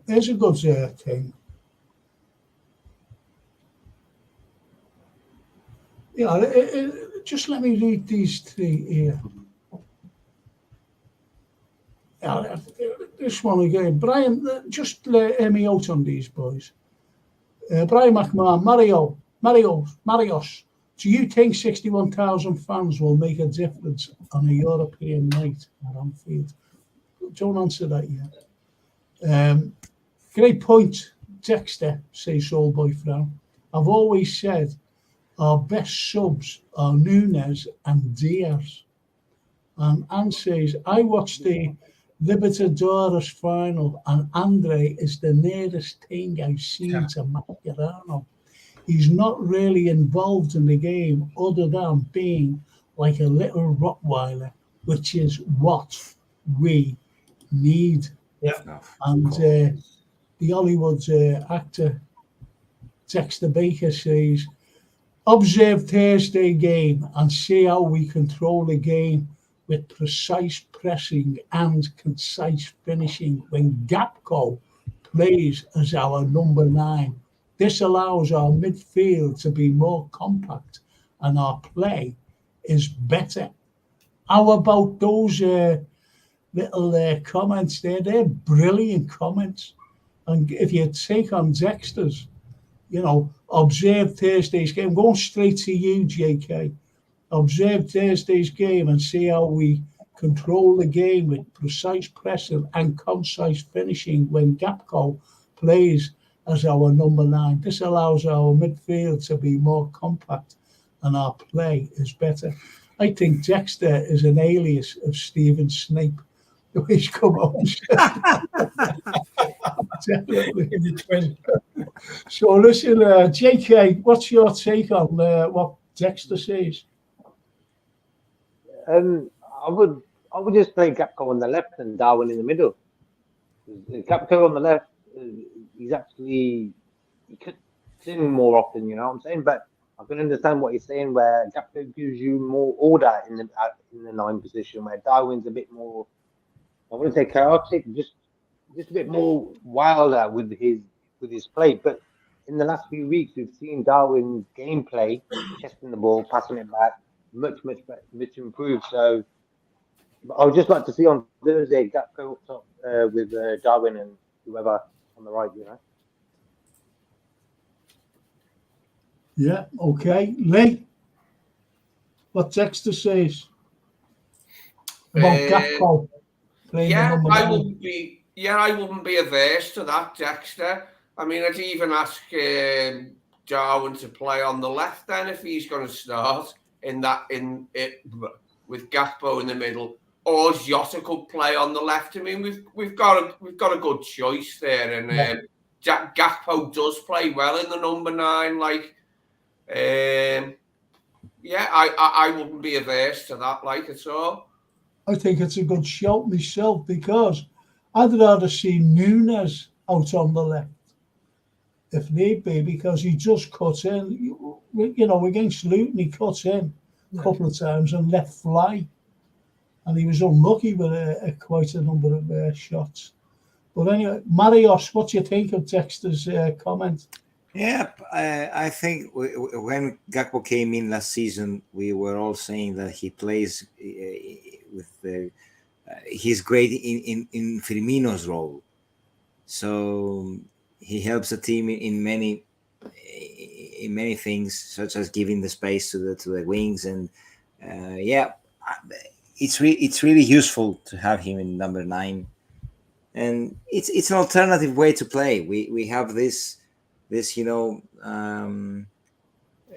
how can I say it? We have the availability to play with different styles. Okay, George. Yeah, he's got the ability, Gakpo, to play behind the front three or in the middle of the front three. He's got ability to do both. He's a good finisher, a powerful runner. He's a great finisher. I think he's been a great addition to the squad. He could play very flexible, either up front or in midfield. He's quite strong, and that's not a bad shout, Dexter, to be honest, Nunes on the left or Jota on the left. But I'll go back to say I want to see Nunes playing because he's on fire. I know he's missing chances, but he's entertaining. He's going to get chances, and he will stick a couple away, I'm sure. I've got to get onto this. I was there in Rome, Frank. It was very emotional. I'll never forget that night. No. It was so true. I'm going to JK. I had to read that out, to be honest, because we were there. And I don't know where I am now. Dexter, you know what Dexter says, JK? Gakpo should start at all the away games. Nunes out of ball. Coordination is the reason why he keeps miscontrolling and missing easy chance. Gakpo will win us all. No, I've read that out. I'm sorry there. I've lost it because there's that many things, unfortunately. Yeah, well, against Luton, I forgot Jota was on the pitch at times. Nunes is always a threat. He just needs to stop rushing everything, and that's Redbird. That's what he says. True. That's true. That's absolutely true. Yeah, I think. Well, I think Darwin is his worst enemy. Yeah. Well, after Schofield, when we were talking about emotional games, for me, the most emotional game was the final European game with me, was ACM. We won 3-2 on penalties. Get in. That's his emotional game. I'll tell you another emotional one that I forgot. The last match of the Standing Cup against Norwich. Norwich, yeah. And we got beat. I was 20 for that. And we lost. In those days, you could smuggle it. I used to have a little plastic bottle of brandy and Coke, to take it on the cop, like when I was in my late teens, 20, like, you know what I mean? Because it was an emotional day, and I thought I'd get into the spirit, like, you know what I mean? But we lost, but it was a great day. Yeah, we lost. Yeah, it was a great day, though. Yeah. It was an emotional day as well when Swansea come up after Shankly died and John Tushak stood in the middle of the Swansea team with a Liverpool shirt on. Yeah. Oh, yeah. Yeah. Yeah. 70s. Yeah. I loved Toshak and Keegan, They were like telepathic, weren't they, to be honest? They were unbelievable parents. We've had some great parents over the years. Who would you say, George, is our best parent today? Forwards. Russian Dalglish. Would you? Yeah. What about you, Lee? Russian Dalglish. Marios? Yeah, I agree. Yeah. What about you, JK? Russian Dalglish, but I also like Suarez and Sturridge. I did. Yeah. See, the thing is, we've had some great partnerships. Yeah. Some of the best. The likes of Robbie Fowler, for example, George. Yeah. He was unbelievable, that lad. He was. Unbelievable. And in the team, Mac Manaman, Jamie Redknapp. Nunes could learn from Fowler because Fowler took his time and picked his spot every time. Yeah. Got some fabulous goals. And if Nunes could just do a little bit like Fowler, slow down a bit when he's finishing. He still holds the Fowler still holds the quickest stat trick, doesn't it? I think it was against Arsenal. Yeah. The quickest Actually, do you know what? Do you know what, Frank? Mane beat him. Mane got a quicker one for Southampton before he joined us. Yeah. Oh, right. Yeah. Yeah. I thought Mane was absolutely unbelievable for us.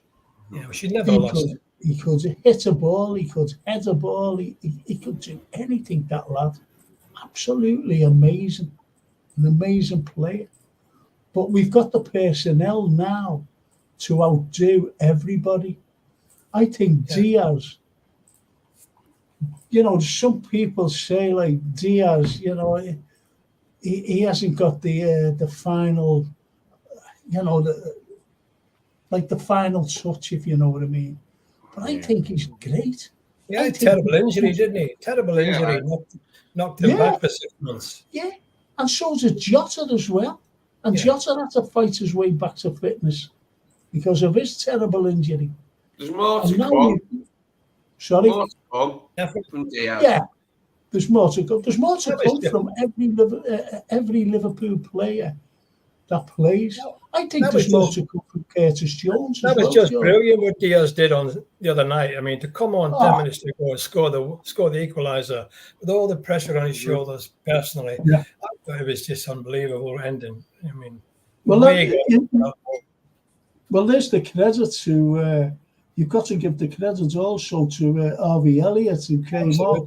And he's seen that. He's seen where he was actually putting that ball, and it's had to be precise. Yeah. And it was a cracking ball. Right? It was definitely like a Trent-esque pass. Cross was better than the header. Yeah. He showed that. Yeah. And says I was in the copper aged 18 for that Norwich game. Gosh scored for Norwich.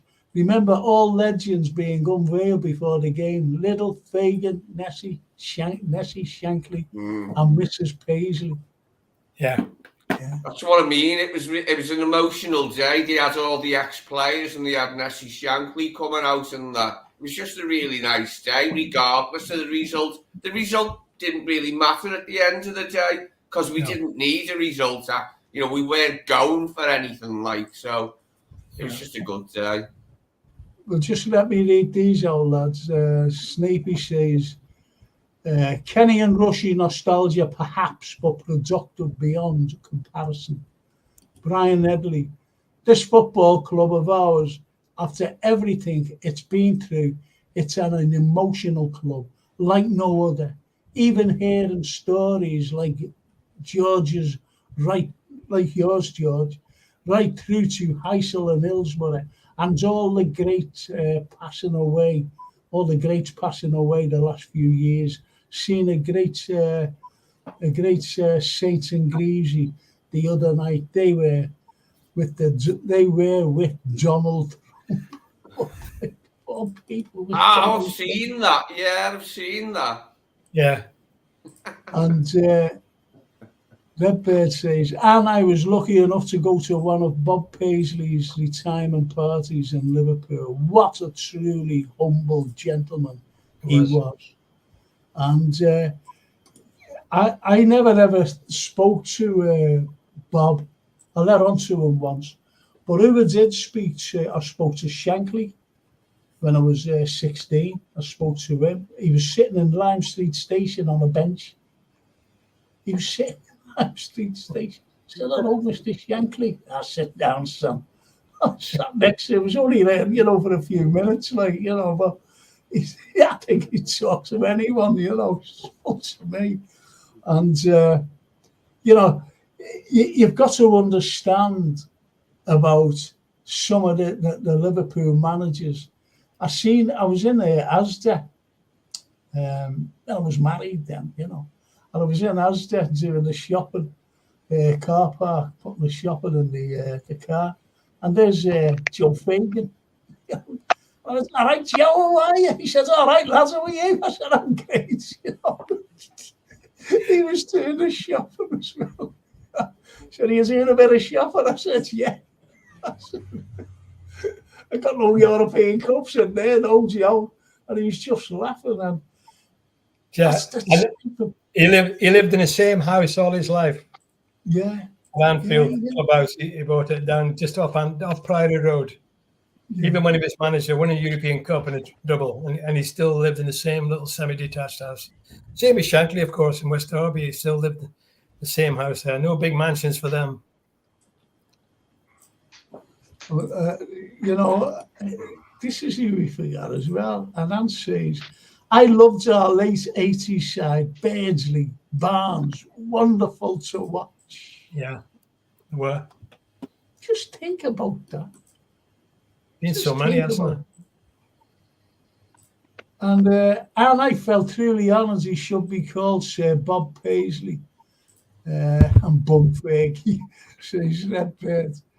And Redbirds, all the bricklayers are humble. We're very loquacious. Loquacious.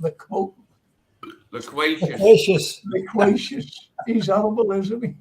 Sesquipedalian, loquacious. Yes. Likes big exotic words. Yeah, lovely exotic words. We're in the world of the intellectuals. Yeah, you need your proper teeth in to pronounce them. So listen, lads, before we finish, Love it. and I want these on here as well. Lee, prediction. 2 predictions I want. I'm going to go Thursdays and Sundays. I'm going to go 3-1 against Toulouse and 2-0 against Brentford. I'm going to go. Okay, I'm going to JK. JK, 2 predictions, Thursday and the weekend.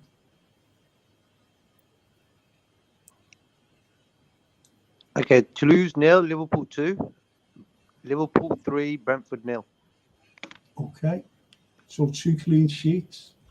Marios. 3-1 against Toulouse and 3-0 against Brentford. Okay, George. Yeah, I think 2-0 against Toulouse and 3-1 on the weekend against Brentford. Now, isn't it strange how, every time we say, a prediction, we always come out with, so I was bound to say, we'll either win, and there's always a goal against us. Like 3-1 or 2-1 or 5-1, or there's always a goal. And what does that tell us? Mm-hmm, mm-hmm. Yeah. Redbird says, I'm not saying any more predictions. I'm awful at them. Stephen Snape. Cheers, one and all. Boss little giggle as usual. We'll win our next 2 games. He's not giving a prediction. That's all that counts, isn't it? Exactly. Brian Edley, 2-0 and 2-0, lads. Been brill again. Great crack. All stay well, lads. God bless. Cheers, Brian. Isn't that lovely? Cheers, mate.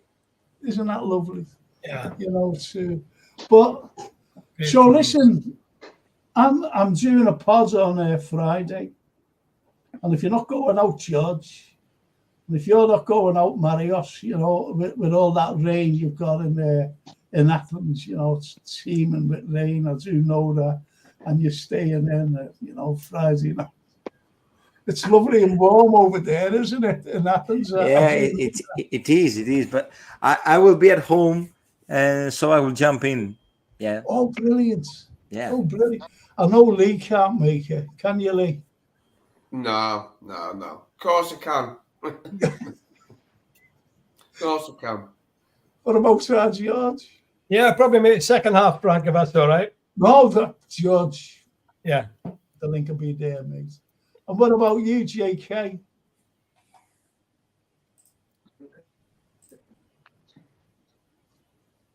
What day was that? Sorry, again, bro? It's Monday morning at 4:00 a.m. Just when you finish the next marathon. 4:00 kickoff. 5, I can do it. Friday. It's Friday at the usual time, Okay. 8 p.m. BST. Is that okay? You'll be the Okay. disco. Yeah, it should be I think fine. you will. Are you going to come on, JK, or what? Where are you in the On country, Friday, I will JK? try my hardest. I will let Jason know in the day. Oh, okay. Let Jason know. Yeah. That's fine. So we get it's Friday, not Thursday. Thank you so much. And let's go on to the. Yeah, I'll do that. Thank you, JK. Redbeard says, "Soz Frank, didn't know you can't say awful on YouTube. I just don't like that word. To be honest, that's why I don't say it. I think it's a terrible word." Good night, Brian says, Snapey. Lee Wizkid, cheers all. Great chat. Take care. You never walk alone. Lee Wizkid. That's the Brian name. Henry says, "I'll have calmed down by then, Frank. I'll be more positive." Thank goodness. Go for that. I hope we win 15-0 so we come on and go, listen, I That'd be think we were great. a bit lucky there to get the 15th. It's bad to say something like that. There's Brian. Anyway. Snapey says, "Vaz, I'll sneak down to yours. We'll do a double act." Right. That's what a Okay, request. yeah. Yeah, there's room on the sofa there. But listen, boys. Do you go to the loo for an awful armpit? Oh, that's lovely, that. Brian McMahon. Good Tuesday night to all there, Frank, and the Liverpool faithful here. God bless. And that he's an Irish lad, by the way, is Brian. Brilliant. Hey, Brian, if you ever wanted, I did a podcast with a lad named Padraig Cronin. You'll find it on YouTube. And he asked me, he's seen me doing a lecture, I think, about the Irish. So if you look for Padraig Cronin and me, I did a podcast for him. He invited me onto his podcast. Parlay with Padraig, I think it's called. Parlay with Padraig, and you'll find it. And Redbeard says, look, he's got the fire out there. And nobody gives a Barry White about the vernacular, Frank. Yes, you're right. Anyway, it's just for me to say. Check this book out if you can. The Rotters Club by Jonathan Coe. It's hilarious. And if you're a word nerd, you'll love it. I've got a literature class, right? And I'm doing it in the morning. And I'm reading this. We have to read this. They pick the books. And it's called, I've got a couple of his books. He's a good The author. Last Devil to Die. The Last Devil to Die. And it's, it's, read this I think it's the fourth, because they love them, you see. Yeah, I've They got love two, the Frank. Dodgers, my little class there. But the thing is, he's having a go at the Scousers. Oh, you mentioned that, yeah. I don't like that, I just don't like it at all. He's just having a go. All these flash harries and murderers and, drug pushers. And, I'll let him off. Frank. I quite like Osman. He's all right. no, I don't like it. He's the bestseller, isn't he? Another fine finish to the end. Good night, all. Take care, says Arthur Schofield. Thank you so much, Arthur. And I will check that out, Frank, says Brian McMahon. No, do. Yeah, I think you'll enjoy it. Because I've done many a lecture about the Irish going back to 1566 and Sir Humphrey Gilbert. What a man, he was horrible. Hang on. Kevin Letts says, which one player would you sign in January? I'm going to ask you that before you all go. Andre. Lee? Hincappy. I'm going to throw a spanner in the works. Okay. Marios. Andre. JK. Peter Andre. Andre. Same as me. But, you know, even if we failed to get him, I'd go along with what Lee said in Cafe. Yeah. Same both of them.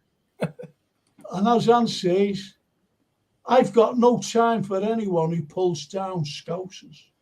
Neither have I. Yeah. What's that fella's? Who's that fella? Wait. He's good. He He used to looks do good. that. You know, Oh, yeah, he is good. Yeah, he's a good one. You know Yeah. that BBC. He got the He's got a good lad there. Yeah, he's a good player. There was 3 of them driving the cars and testing cars and what's his bloody name? He was always having a go at us. Always. Oh. You know that Top Gear? You know Top Gear? Who's the main man at Top Gear? Clarkson. Yeah, Clarkson. That. Always having a go at Scousers.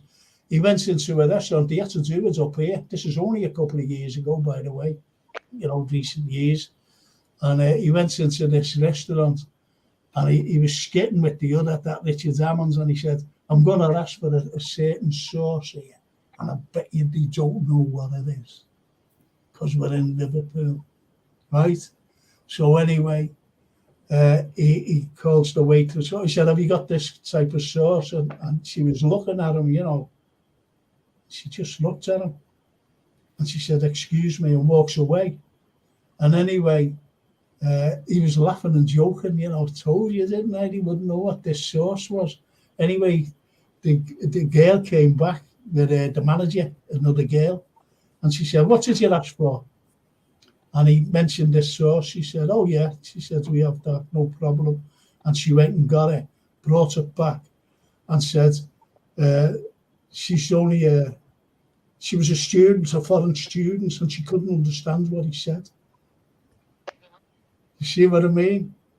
And she said, she's only started this morning.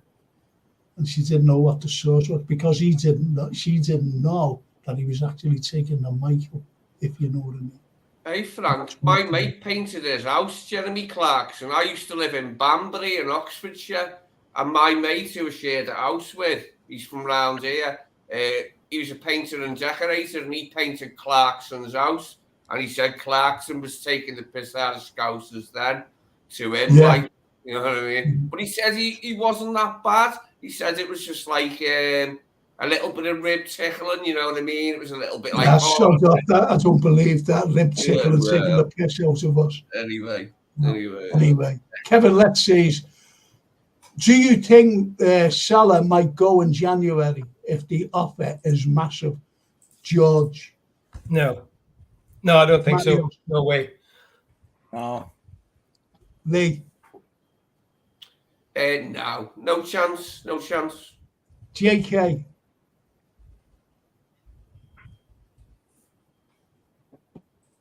That's JK. Not for me. Okay, thanks, JK. Arthur Schofield says, Andre has hinted he wants to be a not for me, yeah. Need I say more? Yeah, he's right. Wants to go. Brian Edley says, pity it wasn't a Greek restaurant and they smashed it over there. Brian Edley said.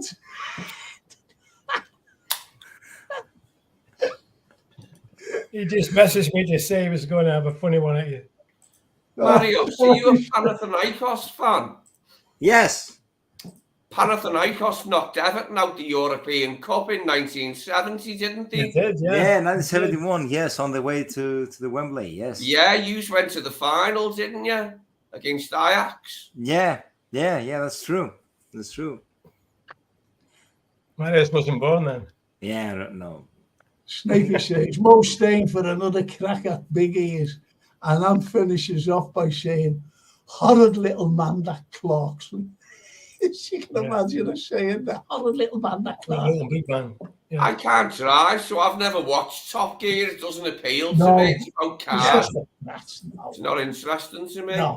No. No, not Big boy interested. stuff, rubbish. But anyway, lads, we've come to the end. Okay, Frankie. It's been good, hasn't it? Thank you so Lovely. much, George. Thank you. Yeah. Thank you so much, Marius. Thank you so Thank you much. so much, Lee. Always lovely to see you, Marius, and you, Lee, and Frank. Cheers, And man. Thanks very much, JK, boys. I'll go and get my cocoa now, my Horlicks, and see you on Friday. I'll see you Friday. See you Friday, yes. Absolutely. Thanks, Lee. Right. See you Friday, bless. Lee. See you See you guys. Friday, Marius. See you Friday, guys. I'll see you Friday, JK. Bye. Bye. Yeah, great. Excellent stuff. See you, Bye, Lee. everyone. Thank you. Yeah. Bye, Lee. Thank Yeah, you. bro. Bye, Marios. Thank you so much, everyone out there. Thank you for joining me, and thank you for a few of you pressing the like button. Thank you so much. And I'll see you all on Friday. And all you history buffs, I'll see you on Monday for... Hey, Frank, before you go, there's a brilliant Italian series. It's on Sky. If you've got Sky, look for it. You might have seen it. It's called Christian. He's like a low-level thug in Italy, and he develops the powers to heal people. He can heal people. He can bring people back to life from being dead. He can heal people of their illnesses. And it's the second series. It's just started now. It's really good. It's called Christian. Good Italian series, like. And it's on Sky, is it? Yeah. Yeah, It's a series. Since Sunday, I've avoided the football. I've just been watching telly because I wanted to stay away from football since Sunday. So we've been watching that, like the second series. It's really good, really good. I'll tell you two series to watch. They're not new ones. One is called Spotless. It's an Anglo-French thing. Spotless. Okay. It's brilliant. Mm-hmm. It's absolutely brilliant. And the other one is The Outsider. Oh, yeah, I've seen that, yeah. Isn't that brilliant? Oh, yeah. It's freaky, isn't it? That, It's The Outside. Very freaky. Very I freaky. enjoyed that, yeah. Yeah. But do me a favour, Lee. Watch Spotless and let me know, if you can watch it like now till then, Friday. There's only, I think there's only 7 episodes or something like that. Where would I find it, Frank? Is it Netflix? Have you got Netflix? If you've got Netflix, I haven't got Netflix, but if you've it's an got a Fire Anglo-French Stick, one, yeah. Yeah, it's an Anglo-French one, Yeah. and it's just called Spotless. Spotless, okay. And there's only a few. I watched the first one. I was sitting up one morning, and I couldn't sleep. So I was in bed and I just put it on, I put this thing on, and there's this Spotless. I said, what's this about? And I watched the first episode. Then I got up the next morning, went in, had some breakfast, sat down, and I watched the other right until it finished. Yeah, Christian's slightly bizarre, but it's really well done. It's a good series. There was another good Italian one on recently, My Brilliant Friend, from it was adapted from Elena Ferrante's novels. It's 2 young girls. The story starts when they're about 8, and they're very bright. They're the smartest kids in their class, and it follows their story across a few years. Well, it follows their story across about 20 years. One of them ends up being a writer, which is Elena Ferrante. And the other one, she's more emotionally highly strung and life doesn't go as well for her, but it's a brilliant series. And there's loads of great stuff in it, like, from I think it starts in the 60s and then brings you up to the modern day, but it's really good. It's one of the best series we've seen in ages, like. Yeah, that's good. But that Outsider, as you said, it's absolutely God, that freaked me out, that. Yeah, it freaked me out as well because it's unexpected, isn't it, as well? Yeah. So unexpected. And I like Jason Bateman, by the way. I think he's a great actor. Well, He's a great actor. there was a lot of trouble in Italy, wasn't there, politically, like in the 60s with communists and fascists. And Yeah. Brigati Rosso. Quite heavily in My Brilliant Friend, the Italian series about the two young girls. It's really good, like it's really well acted, really well written, like it's just fucking brilliant. Brigati Rosso. That's I was taken for the Red Brigade. I've been taken for an IRA fella in down in London. Went into I always forget the name of this bloody station. Barking. I was in Barking. Yeah. And I had long black hair then. And I had, I'll never forget it, I had this, like a leather, short leather coat. Mm-hmm. And an haversack, an haversack. And I was saying, and I had a beard, a big black beard. And this IRA fella, he had a bullet knock, and he looked like me. I thought I looked like him. Oh, anyway, and at a place called just going into Venlo in Holland on the German border. Oh yeah.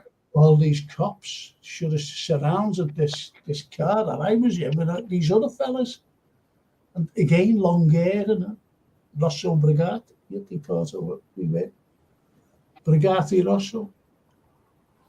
And it's always interesting in Italian series like that because Italian politics is so convoluted, isn't it? Like in backstabbing.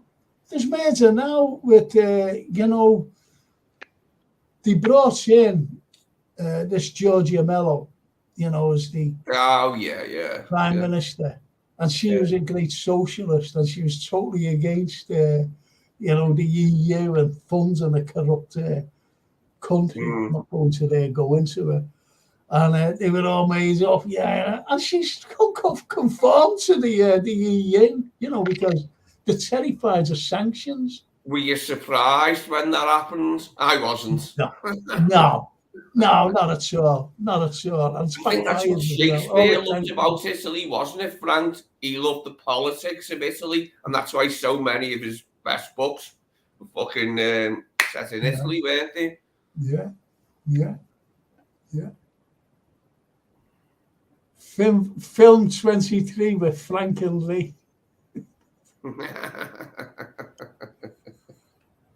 It's fantastic. It's so brilliantly. And Daniel Day-Lewis, mate, In the Name of the Father, yes.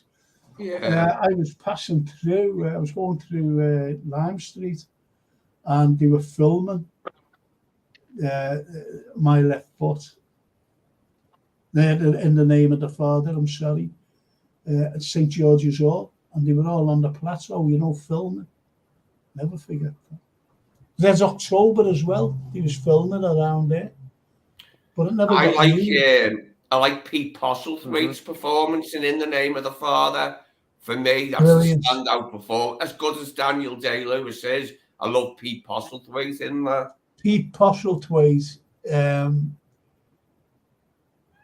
I went to see him at the Everyman in King Lear. Absolutely brilliant. King Lear. Brilliant actor, isn't he? And do you know what Steven Spielberg called him? The best actor he's ever worked with. Oh, yeah, I remember that now. Yeah, Spielberg did say that, yeah. Yeah, the best he actor he's ever worked with. Oh, and, unfortunately, that horrible disease got him. That horrible disease. Aye, but he burned brightly while he was here, didn't he? Yes. Yeah. But anyway, Lee, I'll have to finish it there, mate. So don't forget, Spotless. Okay. Spotless, I will. Let me know if you get it. I've got to find out how to get it first, though, because I haven't got Netflix. I've got Sky. I can get free shit off Sky, but Netflix. I'll find a way to see it. I'll make it me. Have you got a Fire Stick? I haven't, no, but I can get one. I can definitely get one. Like, my brother knows about stuff like that. I can get one of them. Oh, like. well, if he does, you'll get it. It's So, brilliant, honestly. It's one how of the many best. how many series is there? Is there just one series or? Yeah, it's just the one. It's just like 7 episodes or something like that. Yeah. That's why I watched it. Yeah. It's good. It's really good. Yeah. A lot of from a lot of to the American series, they go on too long, don't they? Yeah, A I lot of the know. American series, they go on for like 9, 10, 11 Yeah, seasons. And it's series, yeah. like, But no, the it's like, gone on too long, this now. but the likes of The Outsider did it? Yeah. You could watch that right through. I've watched a few right through, few series right through because they've been that good. There's one series I watched with Nicole Kidman, and I think she's a great actress. I forget the name of it, and that was good. I watched that right through as well. I forget the name of it, unfortunately. But they're a great film. There's a film which you might get. You might get it on Sky. It's called Reptile with Benicio del Toro. Oh, I love Benicio del Toro. He's brilliant. Yeah, isn't he? You want to see him in this. He's good. Yeah, he's one of my favourite actors of the last 20, 25 years, whatever it is, 30 years. Yeah. He's really good, isn't he, Del Toro? Oh, well, I think he's superb. I'm being honest with you. Just a good actor. Anything with him is excellent stuff. So I'll tell you what's a good film if you can try and get it, and it's a true story. And there's two films, and both of them are true stories. One is called Wind River with Jeremy Renner. Cracking picture. It's a great story as well. Is Sean Penn in that one? No. Wind River? No. No, it isn't. It's a true story. Jeremy Renner, he's a hunter, and he hunts wolves, to keep away from cattle and sheep and things. So he hunts wolves, and his friend's daughter. Oh, I've seen it, Frank. I've seen it. Yeah, Isn't the it Native brilliant? American. Yeah, isn't it Yeah, brilliant? Yeah. He's on the Indian reservation. Yeah, it's a good film. Brilliant I film. really enjoyed that one. Yeah, it was sad, but it was a good film, wasn't it?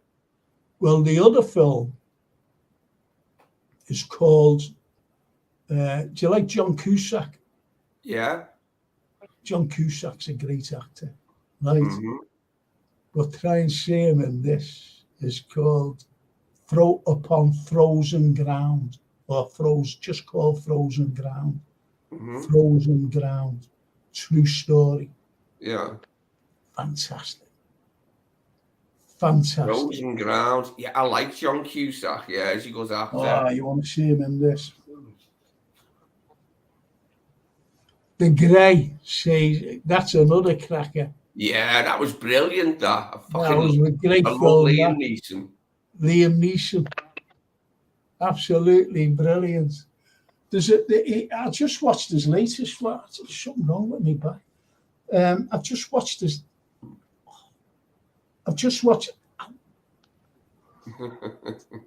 You need a chiropractor.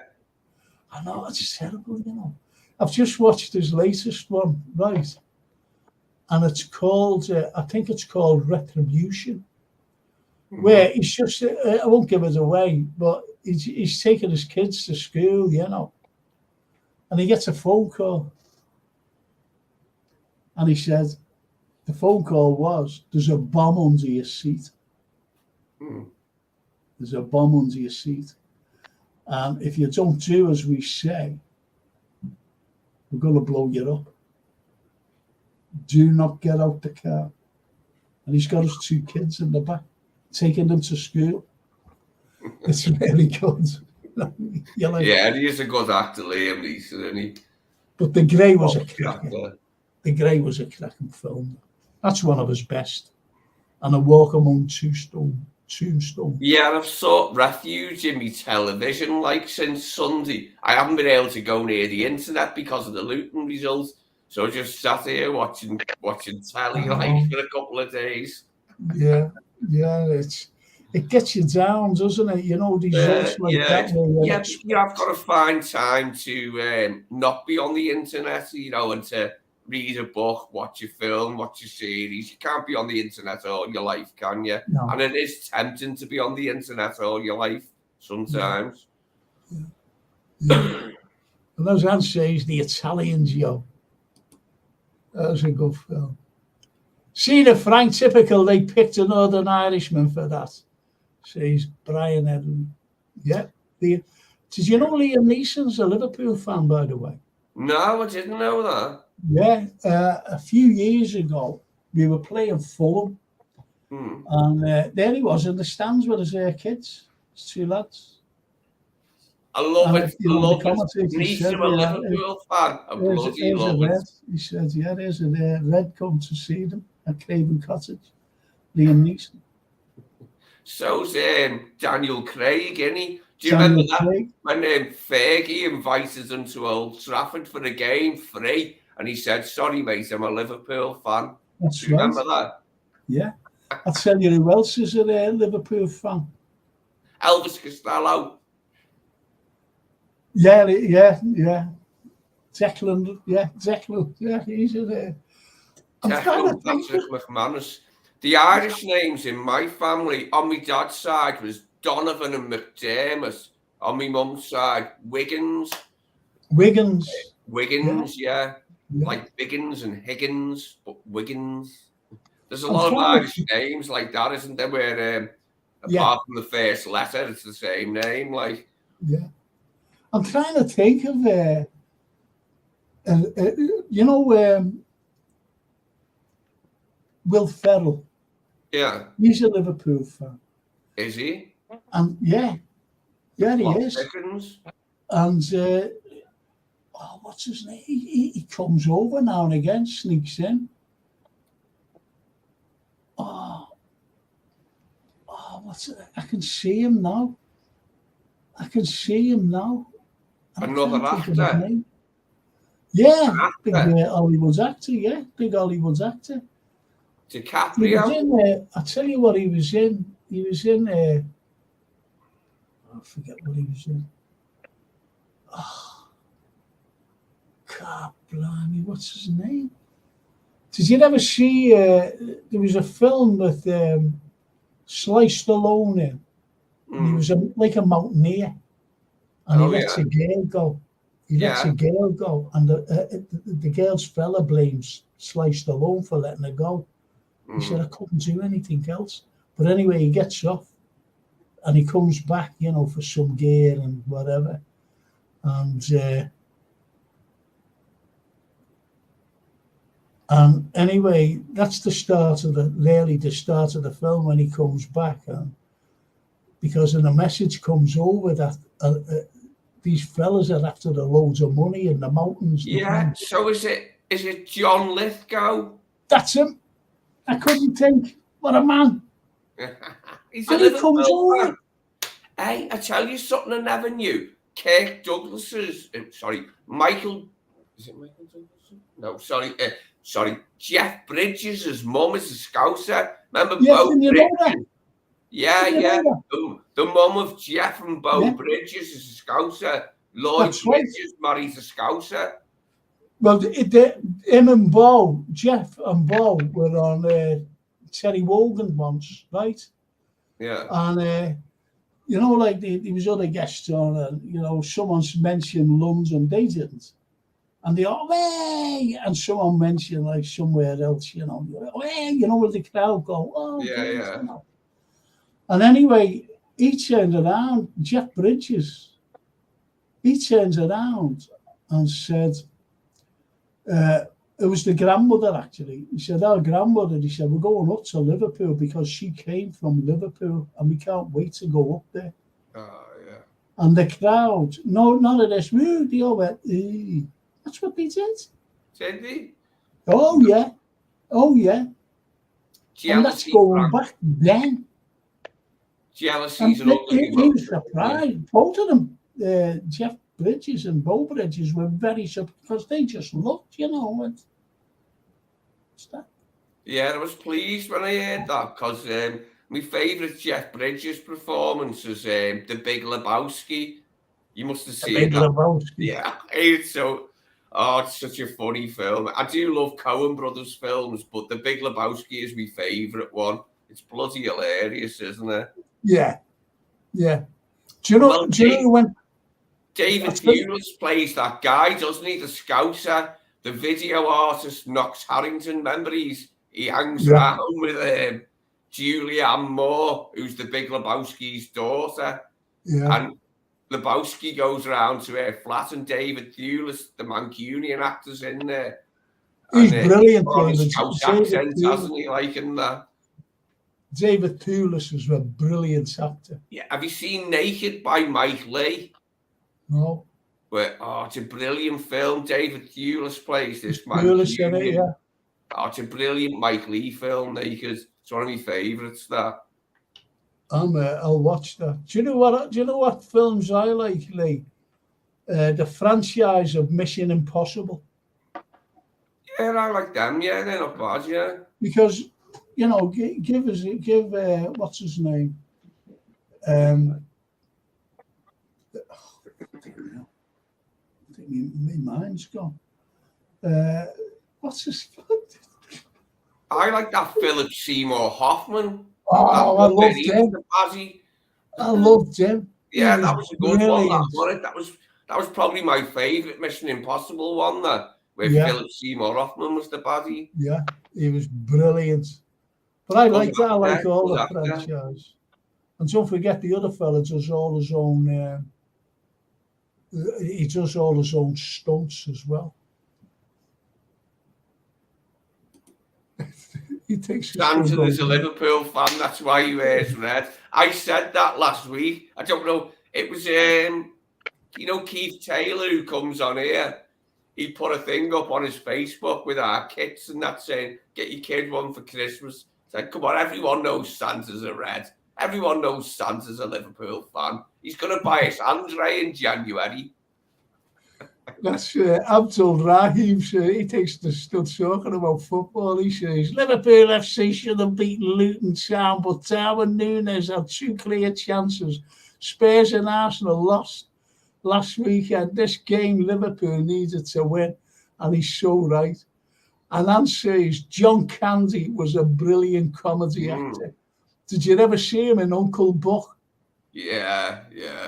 And that's a nice film. Yeah. And that other one with Planes, Trains, Planes, Trains and Automobiles.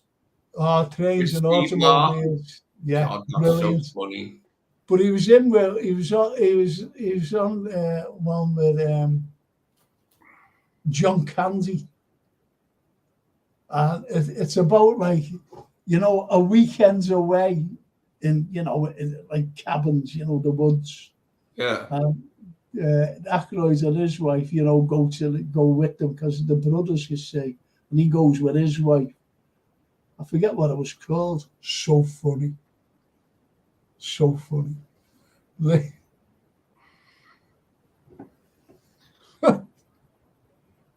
Love Clint Eastwood films, mate. Paid Rider was on last night. I forgot all about that. Yeah, we know all about that. Forgot all about gold nuggets. Yeah, absolutely brilliant. Absolutely Paid Rider, yeah. And it was on last night as well.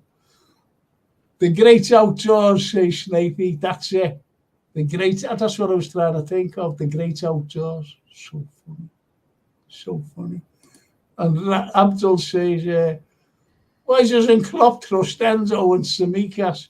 He rely on his favourites and needs to change his style of layout again. Low BT. Yes. That is a salient point, Abdul. A salient point, that is. Yes. He needs to show more trust in Endo. He does need to show more trust. And as Brian Edley says, Escape from Alcatraz, best film ever. True story that about Frank Morris, the Clint. Yeah. And I'm There gonna. was a documentary about it, Frank, about 2 years ago, and it was really enlightening. The documentary put forward the idea that they might have actually survived. Yeah, I think he did. And you know the way there's cover-ups and everything else, and you know, I think they knew he got away, but they wouldn't like to admit it. Yeah. He got away. Look, the whole purpose of this documentary was to put the idea in your head that they survived, but it was bloody convincing. I'll say that about it. The idea that they survived, or at least one of them survived, that one being Frank Morris. It was very convincing. Very convincing. He's a great actor, you know, Clint. I don't know whether you're aware of this. I think I've told you. I had a cup of coffee. Well, I didn't. I had a cup of tea with Clint Eastwood. Mm. Did you know that? Yeah, you said that. Yeah, last week, yeah. He's a cracking fella. Well, Escape from Alcatraz and Shawshank Redemption. Great film. Yeah.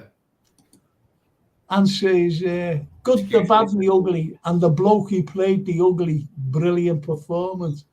Yeah, that was played by, his bloody name now. Forget his name. The good, the bad, and the ugly. It wasn't Lee Van Cleef. What's his bloody name? Forget. Anyway, I'm going to end it tonight because my little brain's tired. Been up since 6:30 this morning. Can't sleep. I suffer from insomnia for some reason. But anyway, is Jake Kismet still there?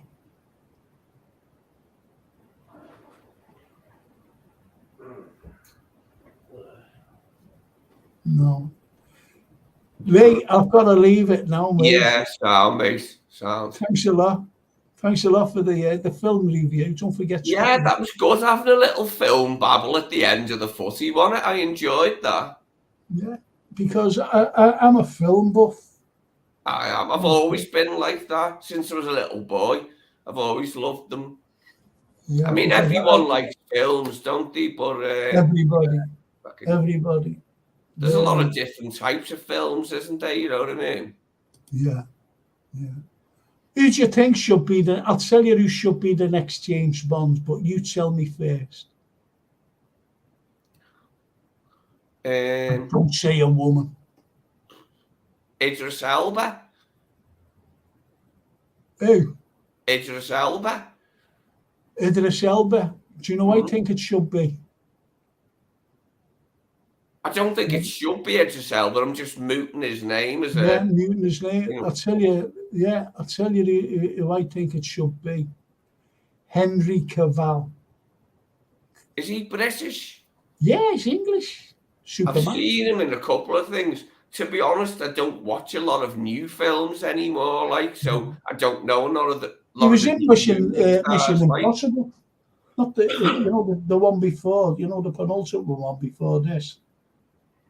The new one. He was in that. Henry Cavill. Brilliant, great actor. Yeah. And he's James Bond's in. To be honest, Frank, I've only seen him in, I think, maybe 2 films. One, he was like caught up in a big plot or something. Yeah, so I don't know him that well. Lads being brilliant, says Brian Edley. And Snapey says, good night, Frank and Lee. Sounds like a shop, that. Frank and Lee. We have to open a shop, Frank. We have to open a news agents, mate. Redbird says, Bond is white. They want to change history again because they want a black Bond. Well, I did hear Idris Elba's name mooted, and I do like him as an actor. I've seen him in he's a great actor, is Idris. So I'd rather have Idris than a woman or a gay Bond or something like. I'd rather have Jane Bond. But the thing is, with I interviewed Craig Daniel Craig's granddad. Did you know that? No. I actually interviewed him years ago, and he said like he was an officer in the army, and Dunkirk, and he escaped. He said, "I shot that." So he resigns his commission. Then he joined the Air Force, and he resigns his commission because he got shot down over the Channel. Then he resigns his commission again, and he joined the Navy, and he got torpedoed. And do you know what? Do you know what he joined then? See, that you could resign your commission if you were an officer. So but if you were a sapper like me and you, no chance. No chance. You could. You're in the army, you're in the Navy, or you're in the Air Force, and that was it. You were in it for the duration. Anyway, he joined then the intelligence. Do you know who became his mate? Ian Fleming. Yes. And Ian Fleming, James Bond was actually based on a real life fella, an intelligence officer. He used to go over to give messages and whatever, and to France, to the lads, the French. There were loads of post-war novelists like Ian Fleming, Graham Greene, yeah, very good. W. Somerset Maugham was actually before that period. He was in between the First and the Second World War. Oh, he was. Somerset Maugham wrote the Ashenden series of spy novels in the 30s. So it was a long time before Bond was ever considered by Fleming. So he was a forerunner. I watched a great documentary. It was about gay writers. It was about in the old days when being gay was illegal. It meant people were cut off and isolated, but art grew out of that. It was a really good documentary. And W. Somerset Maugham was one of the focal points of the documentary. I never even knew Alan Bennett was gay until recently. Yeah. I've been into Alan Bennett for years, his books and that and his plays, but I never knew Alan Bennett was gay. I did not know that until recently, since I've had the internet. Well, do you know Kipling, Rudyard Kipling? Mm. Do you know why his name was Rudyard? No. Because he was conceived by the late Rudyard. Honestly, that's why they named him Rudyard. Is that where the name comes from? Yeah. And he wrote one of the most. If was. Everyone loves If, don't they? Yeah, but one of the most. Is the terminology for this, and it was about. Dads. Dads. If there was anything wrong with their children, young lads, or whatever, they used to say, Harry, he's fit for the war. You're talking the First World War. Now he's fit, or even signing signatures for the sons who were 14 and 15, sending them over to France. Yeah. Right? And he got a son in the army because his son was failing because of his eyesight all the time. And he said, Dad, I really need to get in and do my duty for the country. And he loved his son, Harry. He loved him. So Jack, I'm sorry. He loved his son, Jack. And he said, okay. And he signed this paper. And he got him in, you see. He knew a general, but he signed a paper to say, everything's all right with him. And anyway, he went to war and he got killed. All because of his eyesight. Because he thought he was going back to the British lines. I never knew that, Frank. I didn't know that. Yeah, and he was walking back to the German lines. He was walking towards, and they killed him. Anyway, do you know the last post that's played at Menin Gate? Yeah. Every night. 365 days a year. Well, Rudyard Kipling paid for that, and it's being played through his estate. Did you know that? No, I didn't. To be played every night, The Last Post at Menon Gate. And he wrote this poem. It's a two-line poem, and it's one of the most, I think it's the most powerful. Now, I recite poetry, as you know, and this is the most powerful, and it's a two-line. Do you know what it is? When you think about dads and signing papers. And no, so, go on, give me it. I'm going to tell you that now. If any question why we died, tell them because our fathers lied. Lied, yeah. I have heard it now, but I couldn't bring it. He did always, when I've read Kipling and read about him, he seemed like quite a haunted, disappointed man for whatever combination of reasons. Like, he was, upper middle class, wasn't he? Like colonial and that, like, but there was something within Kipling, wasn't there? Like, that just didn't sit easy with the world. No. And that made him good. He never got over his son. Idris could be a brute bond, instead he's everybody's cup of tea, apparently. Redbird says, Idris is a great actor, but he ain't white. Would they let a white actor play Mandela? Nah, it's all one way. White. Well, Jackie Chan could play him. Good. Loads of black actors have been playing white characters, fictional or real. Yeah, no white actor is allowed to play a black character. And that ain't racist. It's fact. Well, on that cheerful note, thank you, Redbird. Thank you, Redbird. So you're all right for Friday? Yeah, brilliant, mate. Yeah, sounds. Look forward to it. You enjoyed it tonight? Yeah, I have, yeah. This was a good laugh having a blabber about films at the end, like. Yeah.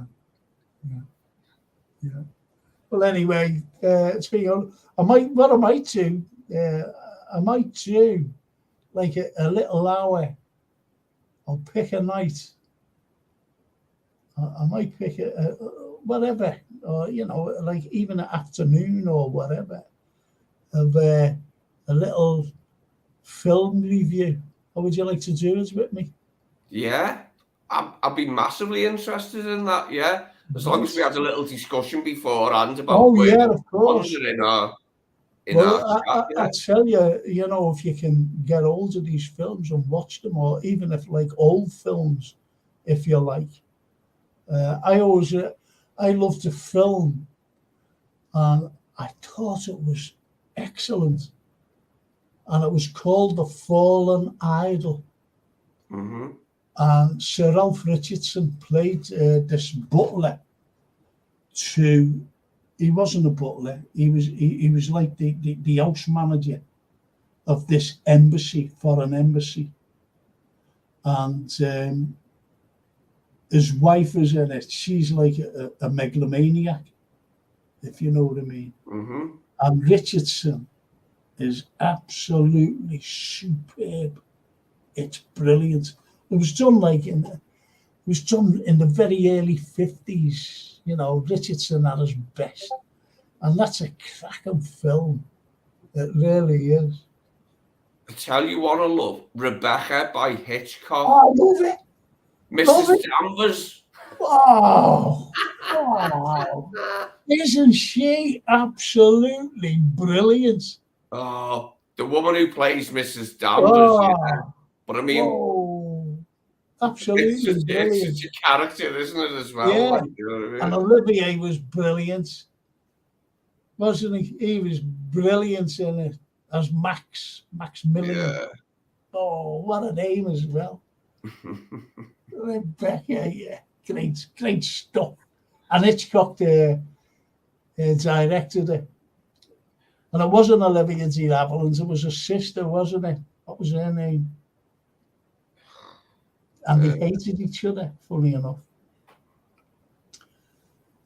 Olivia D'Havilland's played Maid Marian That's right, with Errol Flynn. Errol Flynn. And you know what? She has 11 takes. You know, she had to kiss him. Well, he kissed her, you know, he had to kiss her. Yeah. And she said, I want that done again. That's no good. 11 Didn't Errol Flynn have bad breath, apparently? No, apparently, Errol Flynn has acute halitosis from having wooden teeth and smoking cigars or some shit. But why she did it was that she loved kissing him. She just loved kissing him. Can we do that again, please? See that? No, I read somewhere that in the old days, false teeth were wooden, and it wasn't Errol Flynn, it was Clark Gable or someone. It was Clark Gable. Clark Gable, yeah. He had Clark Gable, it was. Smoked cigars, which gave him acute halitosis. Well, you notice when he kisses his female thing, you know, and he kisses like this. Because some actress, you know, she kissed him, you know, like a big one of them big kisses, you know. And anyway, she's done that, and his teeth nearly choked him.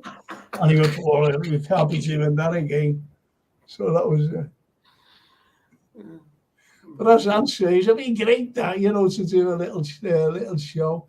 And Redbird says, "I'll get the popcorn." So I'll sort that out. We'll do reviews about certain films. Okay. Sounds, yeah, that'd be brilliant. Okay. Lee, it's been great. Thank you so much. The pleasure's all mine, Frank. The pleasure was all mine, mate. And you know what? I don't know how we got onto these films. It's come out with another idea anyway, and I think we get a little group together, you know, to watch us. Is that okay? Mm.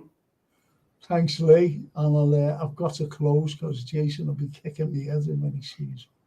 All right, mate.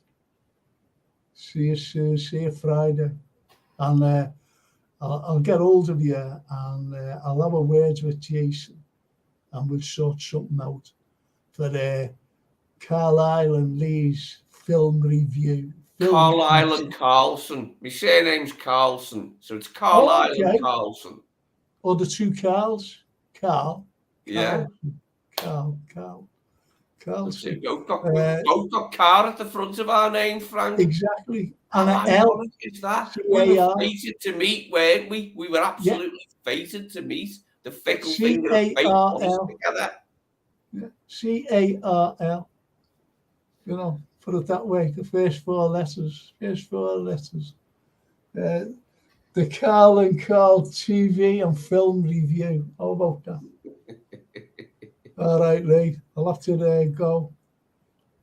Kevin, he's been listening. He said, Kevin, anyway, back to football. I'll be back to football on Friday with Lee and the rest of the lads, and it should be all right, Kelvin. Is that okay, mate? So I've got to let Lee go now because my little brain is knackered. The film, book, and football review with Frank and Lee. What you said, Frank and Lee? It's like Pastor. Have you got a fork and knife there? Yeah. There is it. Enjoyed the film chat. Thank you, Kelvin, as he said. Thank you. See you all on Friday. And all you history buffs, I'll see you on Monday with. This is it. Jack the Ripper.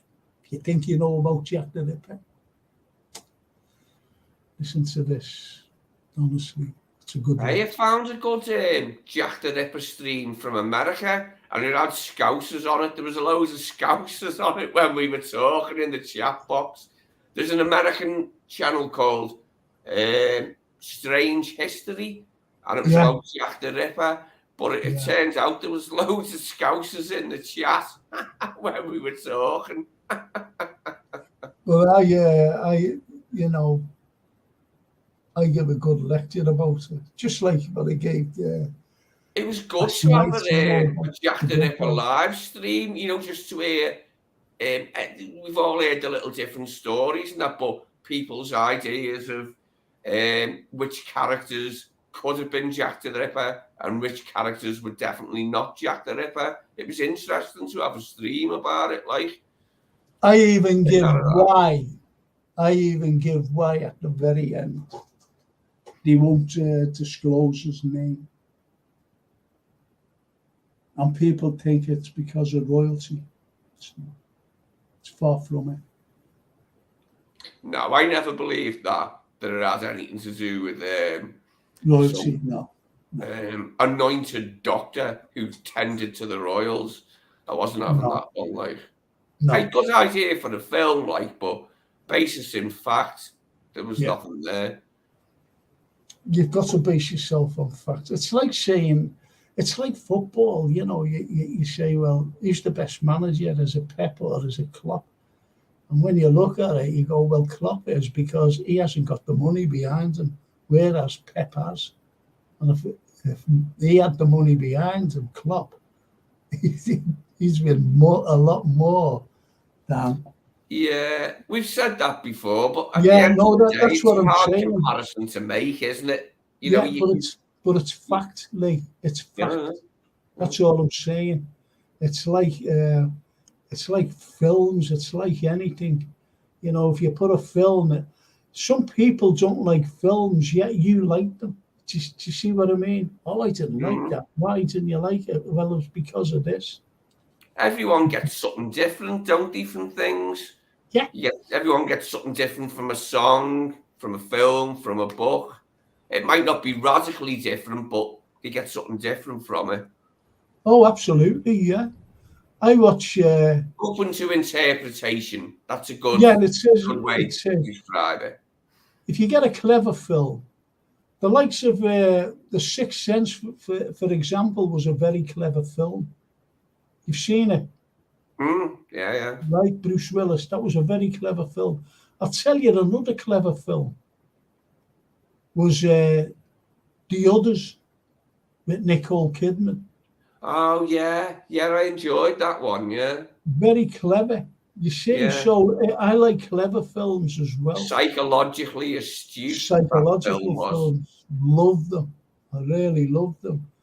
And I love whodunits as well. I really love whodunits. So, we